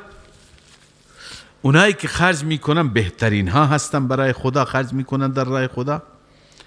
اینایی که ربا میگیرن بدترین ها هستند. چگونه؟ ببینید اون که خرج میکنه مفت مالش را به فقیر میده، به نیازمند میده، به حاجتمند میده. اما این یکی نه، این مالش را که مفت نمیده بماند، قرض الحسنه هم بهش نمیده. خب اون نیاز داره، اون حاجت داره، میگه میخوام فلان کار را بکنم، فلان مریض را درمان بکنم، جراحی بکنم، فرزندم را بالاخره ازدواج بدم، میگه بهت وام میدم ولی درصد میکشم. یعنی اینقدر خسیسه و اینقدر ذلیله که صدقه نمیده، وام هم نمیده. وام را که میده در عوض از او چی میگیره؟ درصد ربا میگیره. پس ربا 180 درجه چی هست؟ ضد انفاق است. به این خاطر با هم دیگه مناسب، اون بهترین، این بدترین. الله میفرماید الذين يأكلون الربا، آنهایی که ربا میخورند، اولین جزای رباخوار، لا يقومون الا كما يقوم الذي يتخبطه الشيطان، اینها از قبرها بر نمی خیزند مگر مثل آن کسی که بلند شده، یتخبطه الشیطان، که او را شیطان دیوانه کرده، زده او را، سرش را خراب کرده. جن زدگی، من المس، از اون عرض کنم مس و ضربی که به او زده. گاهی شیطان مس میکنه، ضربه را میزنه، سرش چی میشه؟ خراب میشه. یعنی اینها اینطور وقتی که از قبرها بلند میشند، بعضی از اهل تفسیر میگه این علامتشون هست. علامت، دیروز هم خدمت شما عرض کردم که در روز قیامت هر مجرمی با توجه به جرمش یه نوع علامتی چهرهش، ظاهرش داره که همه میدونه این مرتکب چه گناهی شده. حالا بعضی از اهل تفسیر میگویند که رباخوار وقتی که از قبر بلند میشه، دیوانوار هست، سرش میچرخه، اینجا میفته، اونجا سرش میخوره، بلند میشه، دوباره میفته، همه میدونن که این رباخوار است. ولعل الله تعالی جعل ذلك علامة له، این را شاید خداوند علامتی اون قرار داده، یعرف بها یوم الجمع الاعظم عقوبة له، در اون روز جمع اعظم شناخته میشه این عذابش هست. بله، پس الله می فرماید ذلك بانهم قالوا انما البيع مثل الربا. این عذاب چرا هست؟ به دلیل اینکه این میگفت معامله و بیع مثل ربا، این مبالغه هست. به جای اینکه بگه ربا مثل معامله است، میگه نه، معامله مثل رباست. یعنی همونطور که در ربا سود میگیری در معامله هم سود میگیری، در حالی که این غلطه، این خیلی تفاوت داره. و احل الله البیع و حرم الربا، عمده ترین دلیلش اینه. بس تفاوت های زیادی دیگری هم هست. خداوند حلال قرار داده بیع را، اما ربا را حرام قرار داده. خب اگر کسی تا به حال نمیدانسته چی؟ خدای عزوجل برای این میفرمه فمن جاءه موعظة من ربه، هر انسانی پیش او موعظه از جانب رب آمد، پندی اندرزی آیه را شنید، متنبه شد، متوجه شد، فانتها باز آمد، خب اشکال نداره، توبه بکنه. فله ما سلف، در گذشته 1 سال گذشته، 2 سال گذشته، هر چی که خورده مال او، حالا لازم نیست که اعاده بکنه، برای اوست اون چی که گذشته. و امره الی الله، او معاملش به خدا حواله، اون معامله که قبل از این تحریم نمیدونسته، قبل از اعلام نمیدانسته. اما اگر کسی دوباره مرتکب شد، و من عاد فاولئک اصحاب النار هم فیها خالدون، هر کسی عود کرد، هر کسی دوباره تکرار کرد، این افراد اصحاب النار هستند، اهل جهنم هستند، هم فیها خالدون، همیشه در آن میمانند. یمحق الله الربا و یربی الصدقات، خداوند عزوجل میفرماید که خدا ربا را نابود میکنه. این در همین دنیاست. ربا را نابود میکنه یعنی چه؟ یعنی برکت را میبره، مال را هلاک میکنه، برای این انسان ورشکستگی میاره. این مسئله هست که همگان میدانند. خیلی از مردم خودشون هم تجربه کردن، خیلی های دیگه که تجربه نکردند دیدند که کسانی که در مسیر ربا قدم برمیدارند اونها نابود میشن، دیر یا زود. خداوند همونطور که وعده فرموده این عذاب در همین دنیاست. در اون دنیا همون که خواندیم که سرش گیج میره و میفته و به زمین میخوره. خداوند نابود میکنه ربا را و یربی الصدقات، صدقات را رشد میده، نمو میده، زیاد میکنه. هر چی که انسان خرج بکنه مالش افزوده میشه، مالش کم نمیشه. والله لا يحب كل كفار اثیم، حال الله عزوجل دوست ندارد هر اون انسان ناسپاس گناهکار را که خدا این همه بهش مال داده اما اون ناسپاسی میکند، خلاف دستور خدا ربا خواری میکند. ان الذين آمنوا، اینجا چون بحث چی آمد؟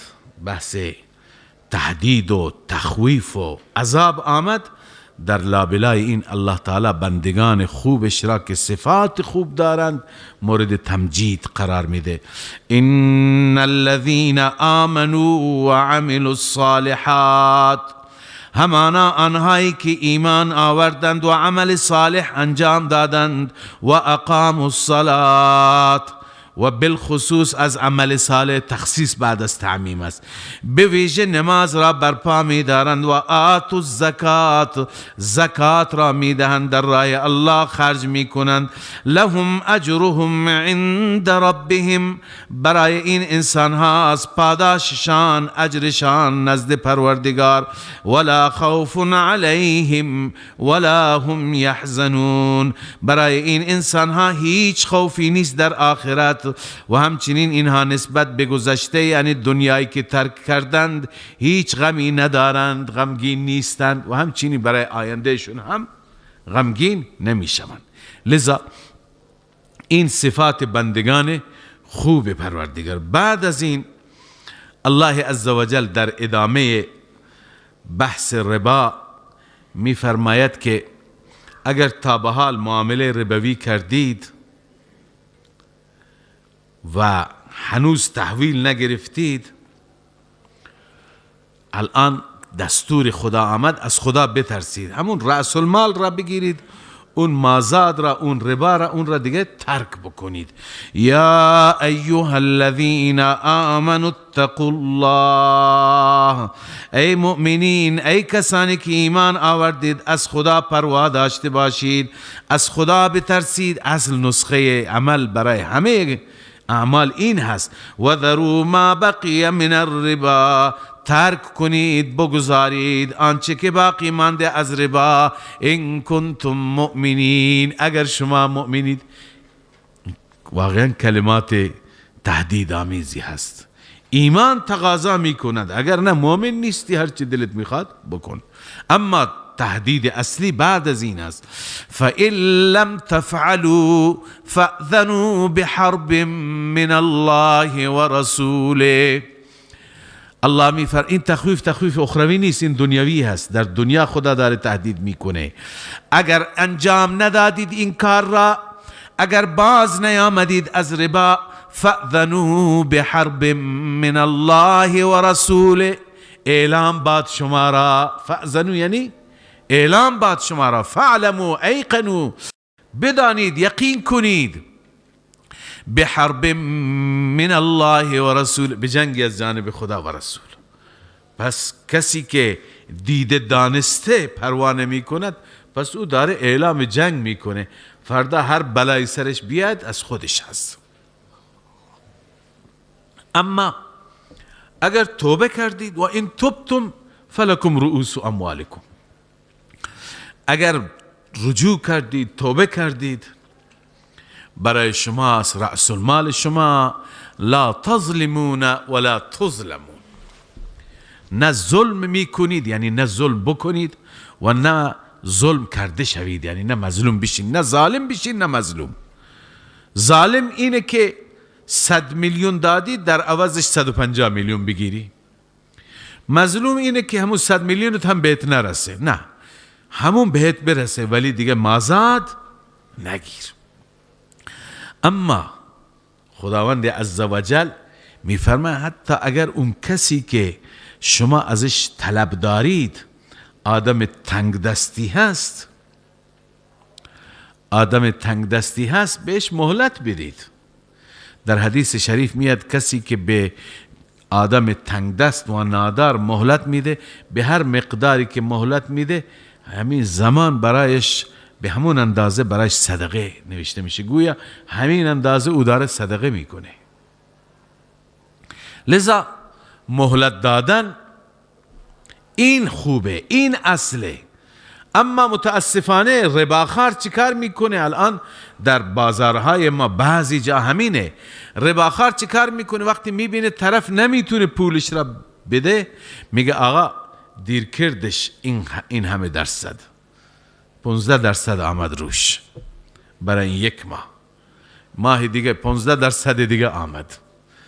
طرف 200 میلیون مثلا وام گرفته، نتونسته سر وقت بده، 1 میلیارد و 200 باید بده آخر. همینطور هی دیر کرد میاد. به جای اینکه مهلت بهش بدی، به جای اینکه فرصت بدی، هرچی دیرتر بالاخره اجر به خودت میرسه. مگه فقط همین دنیاست، آخرتی نیست. الله می فرماید: و این کان ذو عسرت، اگر تنگ دست بود مدیون شما، فنظرة الی میسرة، پس مهلت تا فراخی، مهلتش بدید تا وقتی که حالش حال خوب بشه، حالت یسر، حالت توانگری بهش دست بده. اما بعضی افراد هستن هیچ امیدی نیست اینها وضعشون خوب بشه، اونجا چیکار کن؟ و ان تصدقوا خیر لکم، این که صدقه بکنید این خیلی بهتره برای شما، چقدر اجر داره. ان کنتم تعلمون، اگر شما بدانید که شما در آخرت هم ثواب داده میشید. و بعد الله عزوجل در پایان بحث ربا نسخه اصلی را که اول هم خواندیم، یا ایها الذین آمنوا اتقوا الله، این بحث ربا محاصره شده با تقوا. اولش هم تقوا، آخرش هم تقوا، چون بدون یک تقوای قوی نمیشه. اگر تقوایی نباشه، مفت پول میرسه، یه پول بذار یک جایی ماه به ماه برایت اضافه میشه به صورت خودکار، هیچ کاری هم نمی کنی، تو خونه نشستی، آدم خوشش میاد. اما کسی که ترس خدا در دلش باشه او خوشش نمیاد، اون بدش میاد. لذا الله عزوجل نسخه عمل را ذکر میفرماید. این آیه آخرین آیه هست بنابر گفته بسیاری از مفسران، آخرین آیه هست که بر آن حضرت صلی الله علیه و سلم نازل شد. و اصل حکم ربا هم آخرین حکمی هست که بر آن حضرت از میان احکام آخرین حکمی هست که نازل شد. در این آیه الله می فرماید واتقوا یوما ترجعون فیه الی الله، بترسید از آن روزی که شما برگردانده می شوید، بازگشت داده می شوید، در آن روز به سوی الله برگردانده می شوید. ثم توفی كل نفس ما کسبت، سپس به صورت کامل داده می شود، پاداش داده می شود هر نفسی آنچه که کسب کرده، هر نفسی بر اساس عمل کردش پاداش دریافت می کند. ان خیرا فخیر و ان شرا فشر، خوب را می گیرد، شر را. و هم لا یظلمون، این نفس ها بر اونها ظلم نمیشه، همه بر اساس اون چی که کردند. لذا اگر کسی زندگی خودش را با ربا و رباخواری سپری کرده، نانش ربا بوده، اون دیگه مشخص اونجا همون کالذی یتخبطه الشیطان من المس میشه. الله پناه بده. یا ایها الذین آمنوا اذا تداینتم، بعضی دیگر از امور انتظامیه را الله عزوجل اینجا یاد می فرماید که اینها عرض کردم ممد هستند، معین هستند برای نظم جامعه، برای جهاد که یکی از همین امور هست. الله تعالی می فرماید که وقتی که شما با همدیگه زداد و ستد می کنید، با همدیگه معامله می کنید و بالخصوص در اون معامله یک طرف نقد میده، جنس میده، یک طرف وام میگیره و پول نمیده، حتما این را ثبت کنید، یادداشت کنید. دو کار بکنید، یکی یادداشت بکنید و یکی گواه بگیرید. یکی یادداشت بکنید و یکی گواه بگیرید. تنها یادداشت هم کفایت نمیکنه، خیلی وقتا این یادداشت ها گم میشه، بعضی وقتا این یادداشت ها پیدا میشه ولی چیزی به یاد انسان نمونده. بعضی میگم که من اینجا من امضا کردم ولی همین معامله یادم نیست، خیلی اتفاق میفته. لذا شاهد هم باشه، شما شاهد باشید فلان معامله شد و این یادداشت هم بشه، این خیلی خوبه.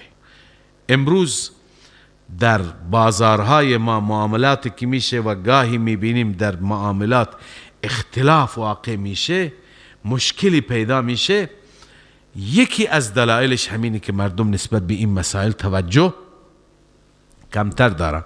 حالا بعضی معامله میکنند و قولنامه مینویسند ولی تنها به این اکتفا میکنن، اکثرا الان همین نمیکنن. چند وقت پیش معامله بود، طرف گفت ما با هم دیگه معامله کردیم، این قولنامه اینم امضا، اون طرف میگفت این سوری بوده، ما حقیقتا معامله نکردیم. خب اگر دو تا شاهد باشه، شاهد میگه اینا سوری بوده یا معامله واقعی بوده، حقیقی بوده. پس خیلی مواقع پیش میاد که یکی از اینها را انسان رعایت نمیکنه، مشکل پیدا میشه. بنابراین اون چی که قرآن میگه درون خیر هست، درون حکمت هست.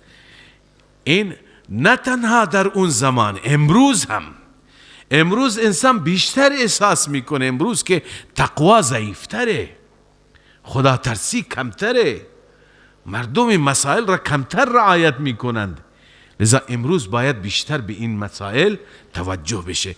الله می فرماید یا ایها الذین آمنوا، ای مؤمنان، اذا تداینتم، وقتی که با هم دیگه معامله چی میکنید؟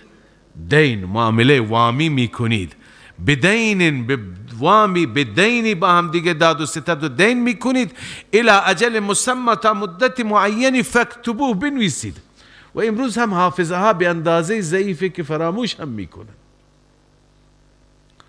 بنویسید چیزهایی که در عمر یک بار اتفاق میفته هم مردم فراموش میکنن. مثلا نکاح، گاهی اختلاف بین زوجین میشه، خب از شاهدها میپرسیم شما اونجا بودید عقد اینها خونده شد؟ بله. مهریه چقدر تعیین کرد؟ میگه یادم نیست. خود ما هم دهها عقد بودیم، یاد ما نیست که چقدر مهریه تعیین کردن. لذا هر دو کار بشه، هم بنویسند هم شاهد. تنها شاهد کافی نیست، تنها نوشتن هم کافی نیست. پس ولا یأبا کاتب ولیکتب بینکم کاتب بالعدل، نویسنده بنویسد به عدل بنویسد. به عدل بنویسد یعنی پارتی بازی نکند، به نفع یکی ننویسد، نه اضاف بنویسد نه کم بنویسد. هر چی که بین اینها در معامله هست همه شرایط را بنویسد. گاهی طرف سواد نداره، یه چیزی را کم بنویسد، بعد از مدت میگه من که اینو نگفته بودم. ولا یأبا کاتب ان یکتب، حکم دیگری مال کاتب. کاتب هم ابا نکند، انکار نکند این که بنویسد. کما علمه الله، کما علمه الله این تعلیلیه است، به دلیل اینکه خدا به او سواد داده، به او تعلیم داده، او را یاد داده. فلیکتب، پس بنویسد. حالا بعضی ها مفت نمی نویسند، بعضی مفسرین نوشتن ولو بالاجره، بنویسه ولو این که اجرتش را بگیره. حالا خیلی ها هستن اجرت میگیرن، بنگاه ها اجرت میگیرن، می نویسند اجرت میگیرن. بنویسد بالاخره. اما وقتی که بنویسد چه کلماتی بنویسد؟ این کلمات را کی بگه؟ اون کسی که مدیون است، مقروض است، او املا بکند، او بگوید و کاتب بنویسد والیملل الذی علیه الحق، املا کنه اون کسی که بر او حق است، یعنی مقروض. ولیتق الله ربه، اونم از خدا بده. هر جا تقوا لازمه.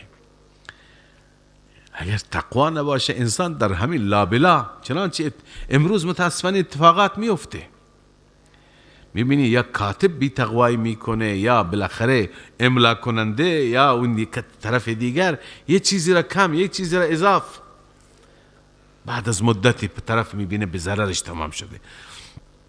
ولیتق الله ربه، این مقروض که داره املا میکنه از الله بترسد که ربش هست. ولا یبخس منه شیئا، کم نکند از اون چیزی، یعنی از اون چیزی که بر عهده او هست چیزی کم نکنه. بگه این همه مال، این همه درهم، این همه دینار، این همه شتر، این همه گوسفند، همه را دقیق بگه. فإن كان الذي عليه الحق سفيها او ضعيفا او لا يستطيع ان يمله، اون کسی که مقروض است، مدیون هست، آدم سفیه هست، از نظر عقلی کمبود داره، و یا آدم ضعیفی هست از نظر سنی، خیلی کوچک یا خیلی بزرگه. او لا یستطیع ان یمل، یا این قدرت املا نداره، نمیتونه املا بکنه، نمیتونه اون عبارت را بگه که چه بنویس.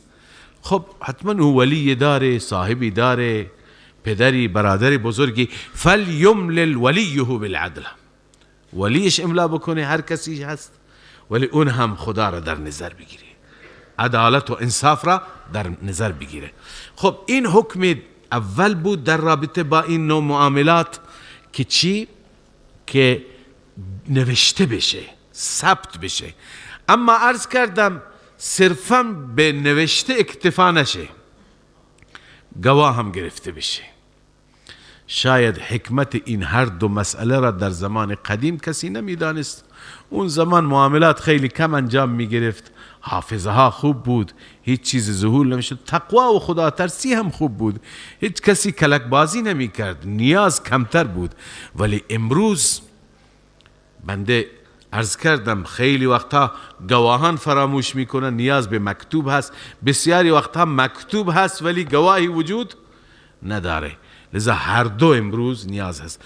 واستشهدوا شهیدین من رجالکم، شما گواه بگیرید، 2 تا گواه از مردانتان، یعنی 2 نفر مرد. فإن لم یکونا رجلین، اگر 2 مرد نبودن، فرجل و امرأتان، 2 تا یک مرد و 2 تا زن. ممن ترضون، این صفات همه گواهان هستند، از اون گواهانی که شما میپسندید، یعنی مرضیا عندکم هستند، پسندیده هستند از نظر عدالت، از نظر خدا ترسی، از نظر ظاهر، فسق و فجور و دیگه مفاسد در وجودشون نیست، از آنهایی که میپسندید من الشهدا، از گواهان. اما چرا زن 2 تا جایگزین یکی هست؟ الله علت را بیان فرموده، ان تضل احداهما فتذکر احداهما الاخرى، این که فراموش کند یکی از اونها، یادآوری میکنه اون یکی دیگه او را. چون زنها حواس پرتیشون، فراموشیشون بیشتره.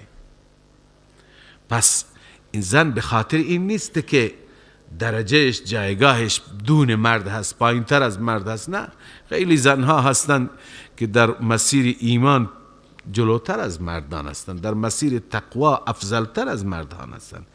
این صرفا به خاطر این حواس پرتی هست.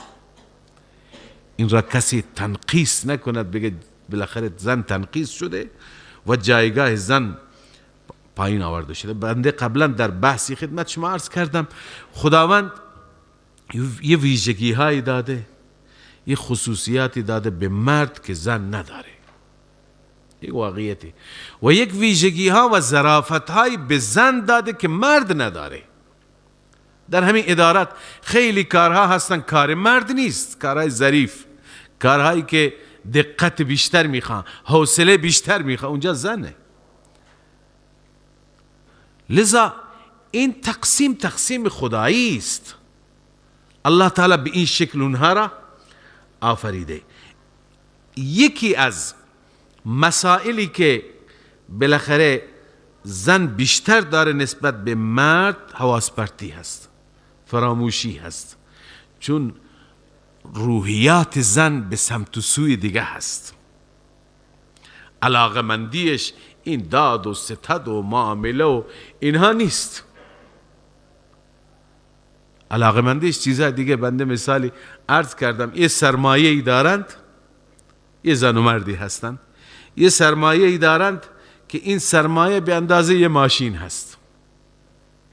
حالا روحیت را ببین، زن میگه همه اینها را طلا بگیریم، من همیشه از اینها استفاده بکنم، زندگی ما دگرگون میشه. فکر میکنه که بهترین زندگی این زندگیه که زن طلا داشته باشه. مرد میگه که نه، اینه یه ماشین بگیریم، گاز بدیم، بالاخره هر جا بریم راحت باشیم. حالا چقدر این، چون که الله تعالی به زن میگه که او من ینشأ فی الحلیه، نشو و نمایش، رشد و ترقیش در چیه؟ در همین زیورالاته، روحیاتش، خصوصیاتش، علاقمندیش، عشقش، همون چیز هست. مرد نه. لذا این روحیات را خدای تعالی اونم به خاطر حکمت ها و مصلحت ها متفاوت آفریده. این را دیگه کسی بیاد از این برتری مرد را یا برتری زن را بخواد ثابت بکنه، یکی را تنقیس بکنه، که بالا این دیگه مشکل خودش هست، کمبود عقل خودش هست، و این ایراد گرفتن العیاذ بالله به اون کارسازی پروردگار و کارخانه خداست. خدای تعالی چون اهداف و مقاصد اینها متفاوت است. اگر اهداف همه یکی باشد، اون وقت زندگی کامل نمیشه. باید وظایفی زن انجام بده، مرد اونجا نمیتونه. وظایفی مرد انجام بده، زن نمیتونه. بر اساس اون وظایف و مقاصد الله عزوجل خصوصیات و ویژگی های خاصی. حالا در این باب این کار مرد است، بیرون معامله داد و ستد. ولی اگر زنی شاهد بخود دوتا، چون که فراموشکاری دارند. لذا اینجا بعضی تنقیس میکنن، این در واقع هیچ دلیل معقولی وجود نداره برای اون افراد. الله می فرماید ان تضل احداهما فتذكر احداهما الاخرى، این که یک فراموش میکند یکی از آن دو زنان یادآوریش میکند اون یکی دیگه، میگه فلان وقت فلان چیز را من شما بودیم شاهد شدیم، هم دیگر را یادآوری میکنند. ولا یأبی الشهداء اذا ما دعوا، حکم دیگر، دستور دیگر، این گواهان را وقتی که برای گواهی میخواهند ابا نکنند، انکار نکنند. بعضی میپرسن ما گواهی بدیم، خب این گواهی ما بالله یکی هست، علیه یکی هست، ضرر یکی هست، اشکال نداره. نه، حقی تلف نشه، بر علیه اون یکی دیگه نیست، به نفع اون یکی دیگه هست. اون حقی را پایمال نمیکنه، حقی را نمیخوره، مال حرام بالا نمیکشه، به نفع او هم است. لذا وقتی که دعوت میدهند شاهدان را برای شهادت هم انکار نکنند. ولا تسأموا ان تكتبوه، این توصیه به کاتبان است. شما خسته نشید، بی‌حوصلگی در نوشتن نشان ندید که بعداً همین بلای درست میشه. خسته نشید ان تكتبوه، این که بنویسید او را صغیرا او کبیرا، کوچک باشه یا بزرگ باشه، الی اجل تا مدتش.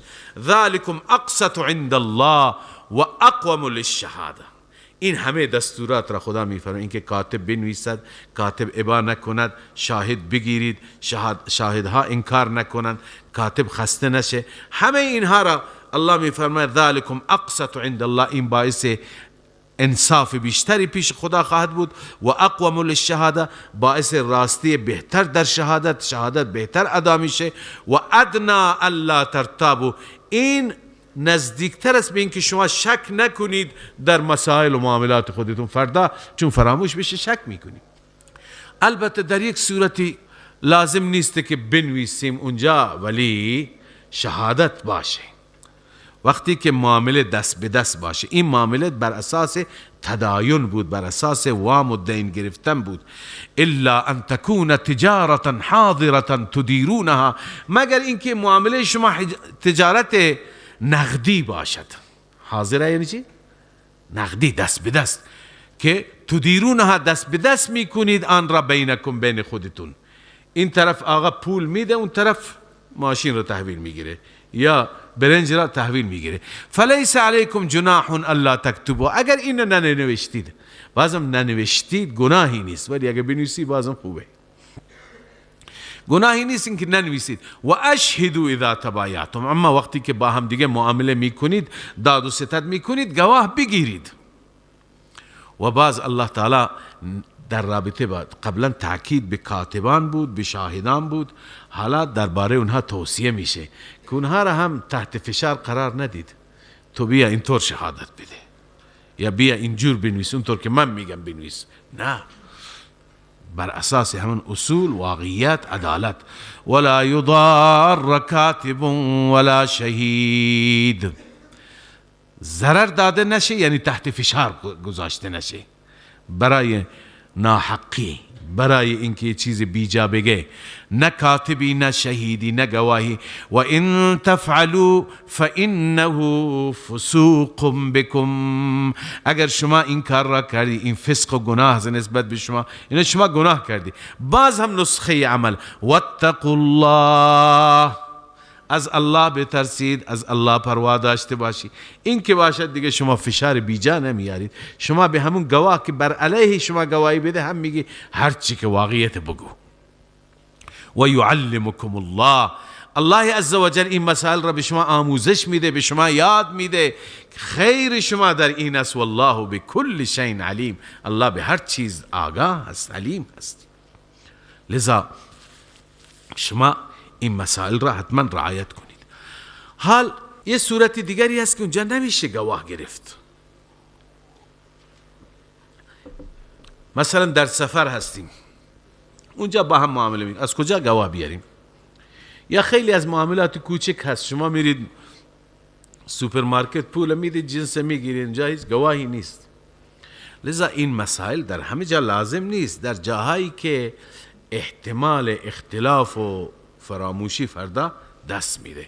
و این کنتم علی سفر ولم تجدوا کاتبا، اگر شما بر سفری بوده اونجا کاتبی نیافتید، و اونجا عرض به خدمت شما هم معامله چی بود؟ معامله دین بود، وام بود. در اون صورت الله تعالی می فرماید این حکم رهن است، گروه است. به جای از کنم که اون پولی که قرار است یک ماه دیگه بدی، فعلا یه چیزی را رهن بده، فعلا اون انگشترت را مثلا رهن بده، ساعتت را رهن بده. فریحان و مقبوض، رهنی که قبض بشه. فان امن بعضکم بعضا، اگر ایمن بودی بعضی بر بعضی، اطمینان داشتید، مسئله حل شد، فلیؤدی الذی اؤتمن امانته، ادا بکنه اون کسی که امین قرار گرفته امانتش را، یعنی اون کسی که رهن به دستش برگردن رهن را. ولیتق الله ربه. باز هم ببینید این از اون رکوع تا این رکوع چند تا مسئله همین داد و ستد و وام و وامداری، ولی چندین بار ذکر تقوا آمده. واقعا تقوا یکی از ابزار قوی هست برای معاملات سالم. اگر نباشه بازارهای ما همونطور که امروز ناامن است ناامن میشه.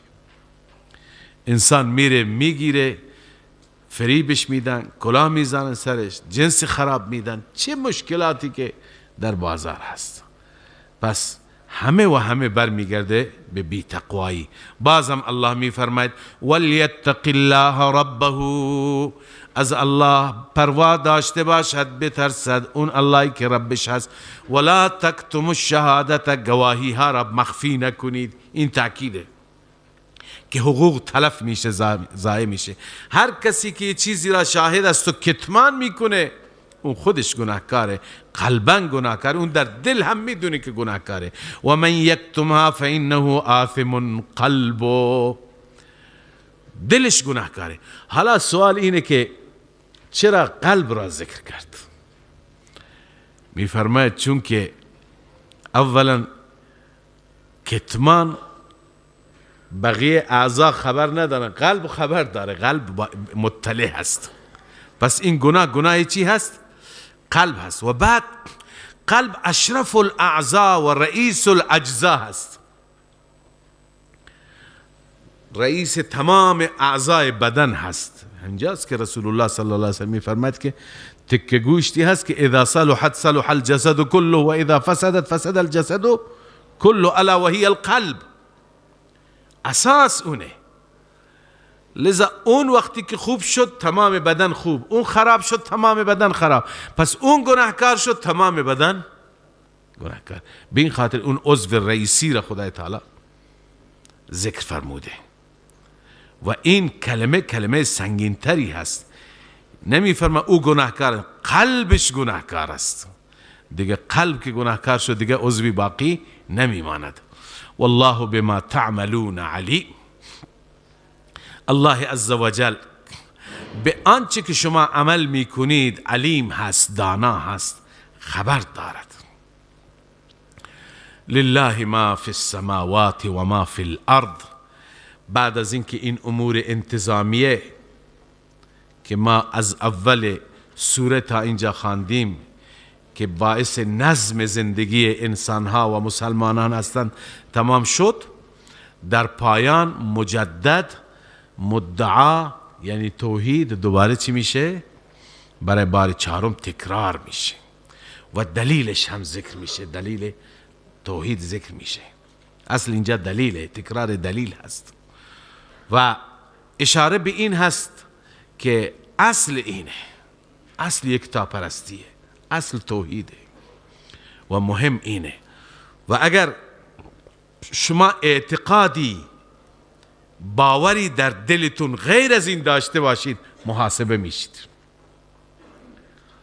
الله می فرماید لله ما فی السماوات و ما فی الارض. فقط و فقط برای الله است تمام آن تصرفاتی که در آسمان ها و در زمین.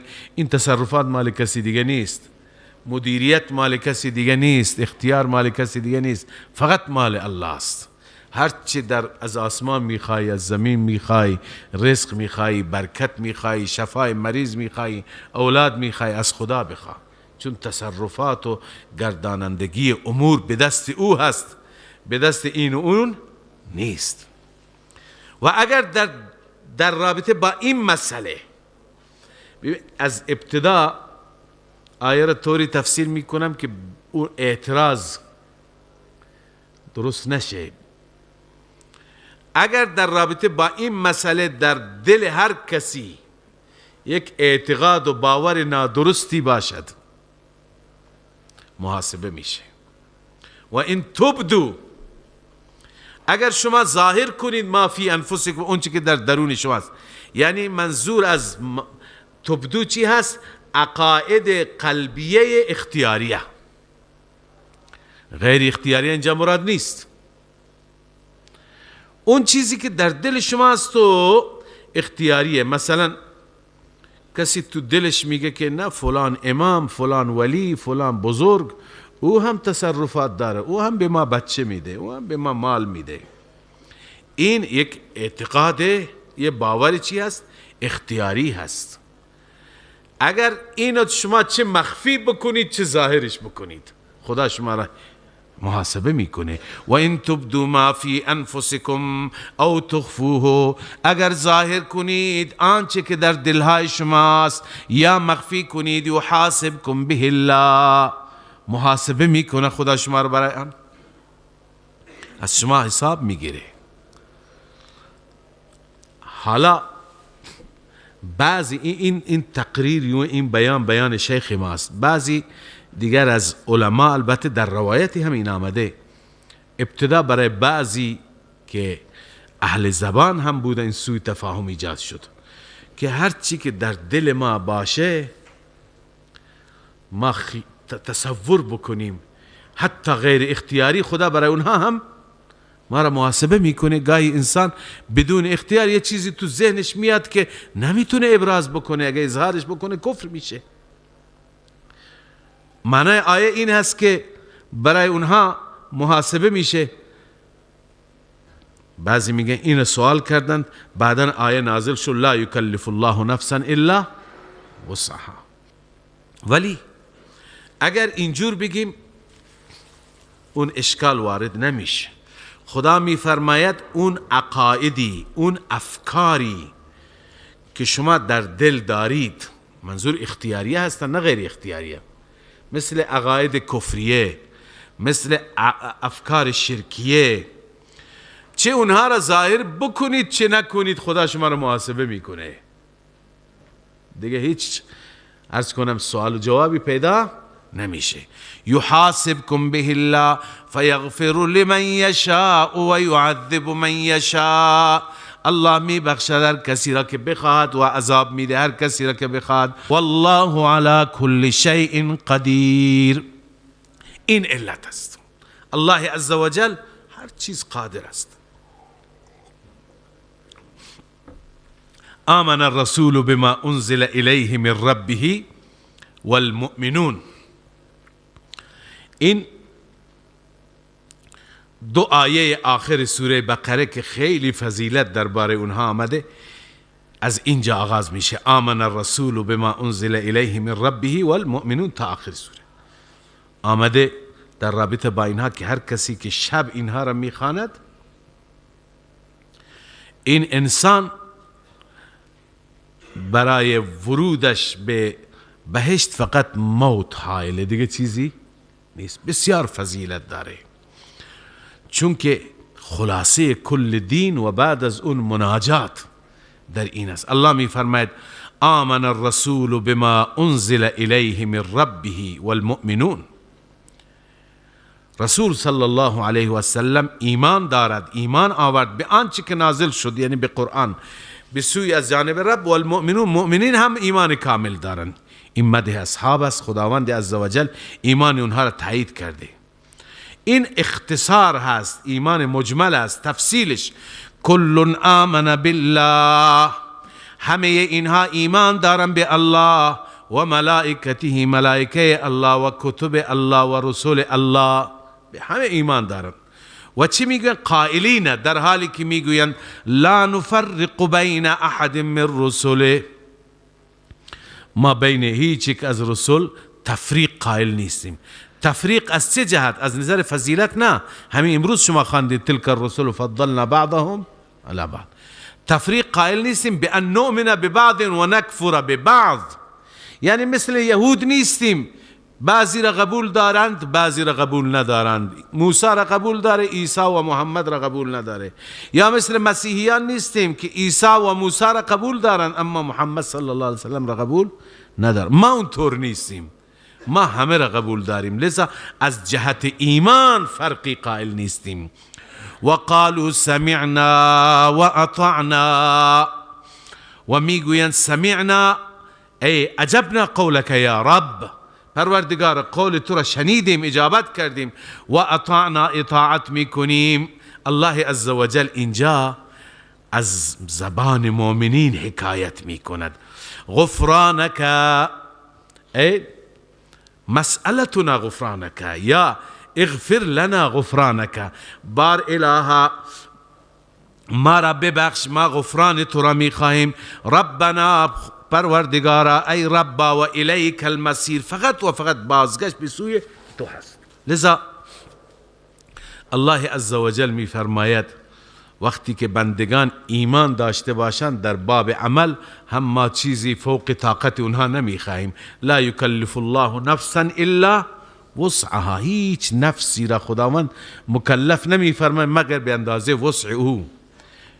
حالا طبق گفته بعضی دیگه از مفسرین این توضیح و این تبدو هست که از در و این تبدو ما فی انفسکم او تخفو، اونجا سوء فهم برای بعضی این ایجاد شد. اینجا گفته شد که نه، منظور غیر اختیاری نیستند. غیر اختیاری اگر باشند و شما چی بشید، شما مؤاخذه بشید، اون وقت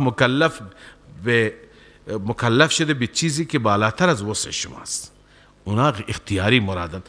لا یکلف الله نفسا الا وسعها، الله مکلف نمی فرماید هیچ نفسی را مگر به اندازه وسعش، به اندازه توان. لها ما کسبت و علیها ما اکتسبت، برای آن نفس هست آنچه که کسب کرده از خیر من الخیر، و علیها ما اکتسبت، بر او هست، بر علیه او هست اون چه که کسب کرده از شر.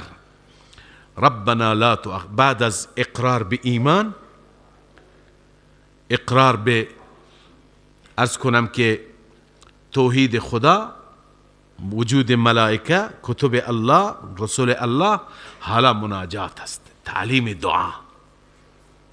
الله تعالی می فرماید مؤمنین اینگونه میگویند ربنا لا تؤاخذنا، یا بعضی میگن که اینجا قولو مقدر است، قولو ربنا، بگویید ربنا لا تؤاخذنا ان نسینا او اخطأنا، بار اله ما را مؤاخذه نفرما اگر فراموش کردیم یا خطا کردیم. ان نسینا فراموش کردیم یعنی چی؟ ای ترکنا، یعنی یه چیزی را فراموش کردیم و ترک کردیم، انجام ندادیم. او اخطأنا، منظور از اخطأنا گناه هست که انسان مرتکبش می شود. خب گناه را انسان فراموش نمی کنه، لذا فراموشی و غیر فراموشی ما را مؤاخذه نفرما. ربنا ولا تحمل علینا اصرا، بار الها بر ما حمل نکن بار سنگین، کما حملته علی الذین من قبلنا، همان گونه که حمل کردی بر کسانی که قبل از ما بودن. قبل از ما ادیان دیگه بر اونها بار سنگین بوده. درباره یهود می آید به ما خدا چه دستور داده؟ وقتی زکات میدی 1/40 دستور برای اونها بود 1/4. ما 1/40 میدیم، اونا 1/4 میدادند. قال المفسرون ان الله تعالى امرهم بربع اموالهم في الزكاة، ومن اصاب ثوبه نجاسة امر بقطع، اگر نجاستی لباس میخورد باید لباس را قطع میکرد، دیگه با آب تمیز نمیشد، و چندین احکام دیگه که شما در سوره انعام میخوانید، مائده میخوانید. لذا الله عزوجل برای ما بار سنگین نگذاشته. گناهان کبایر اونها با قتل نفس بخشیده میشد، مال ما با توبه بخشیده میشه. لذا ربنا لا تحمل علينا اصرا كما حملته على الذين من قبلنا، همان گونه که حمل کردی بر آنانی که قبل از ماست. عرض کنم که در احادیث صحیحه آمده وقتی که بندگان این کار را می کنند، الله عزوجل بعد از هر دعایی اجابت میفرماید. در حدیث آمده قد فعلتو، یعنی وقتی شما میگید ربنا لا تؤاخذنا ان نسینا او اخطانا، از سوی رب گفته میشه قد فعلت، همین گونه که خواستی کردم، انجام دادم با تو. وقتی میگیم ربنا ولا تحمل علينا اصرا كما حملته على الذين من قبلنا، الله میفرماید قد فعلت. وقتی میگی ربنا ولا تحملنا ما لا طاقة لنا به، بار الها بر دوش ما نگذار، بر ما حمل نکن اون چیزی که طاقت و توانش برای ما نیست، از سوی پروردگار گفته میشه قد فعلت. منظور مصائب دنیوی اینجا هستند، مشکلات هستند، مشاق هستند، به اندازه نباشند که از توان ما خارج بشند. واعف عنا، ما را معاف بفرما. اینجا 3 تا دعا شما خواندید و اینجا در پایان 3 تا دعای دیگه میگویند علی سبیل لف نشر مرتب، هر یکی به یکی مرتبط هستند. این واعف عنا مربوط به اولی هست که شما خواندید ربنا لا تؤاخذنا ان نسینا او اخطانا واعف عنا، اگر ترک کردیم و فراموش کردیم و خطا کردیم و گناه کردیم، ما را مؤاخذه نفرما بلکه معاف کن. این مربوط به اونه، متعلق به او هست. دومی ولا تحمل علينا اصرا كما حملته على الذين من قبلنا واغفر لنا،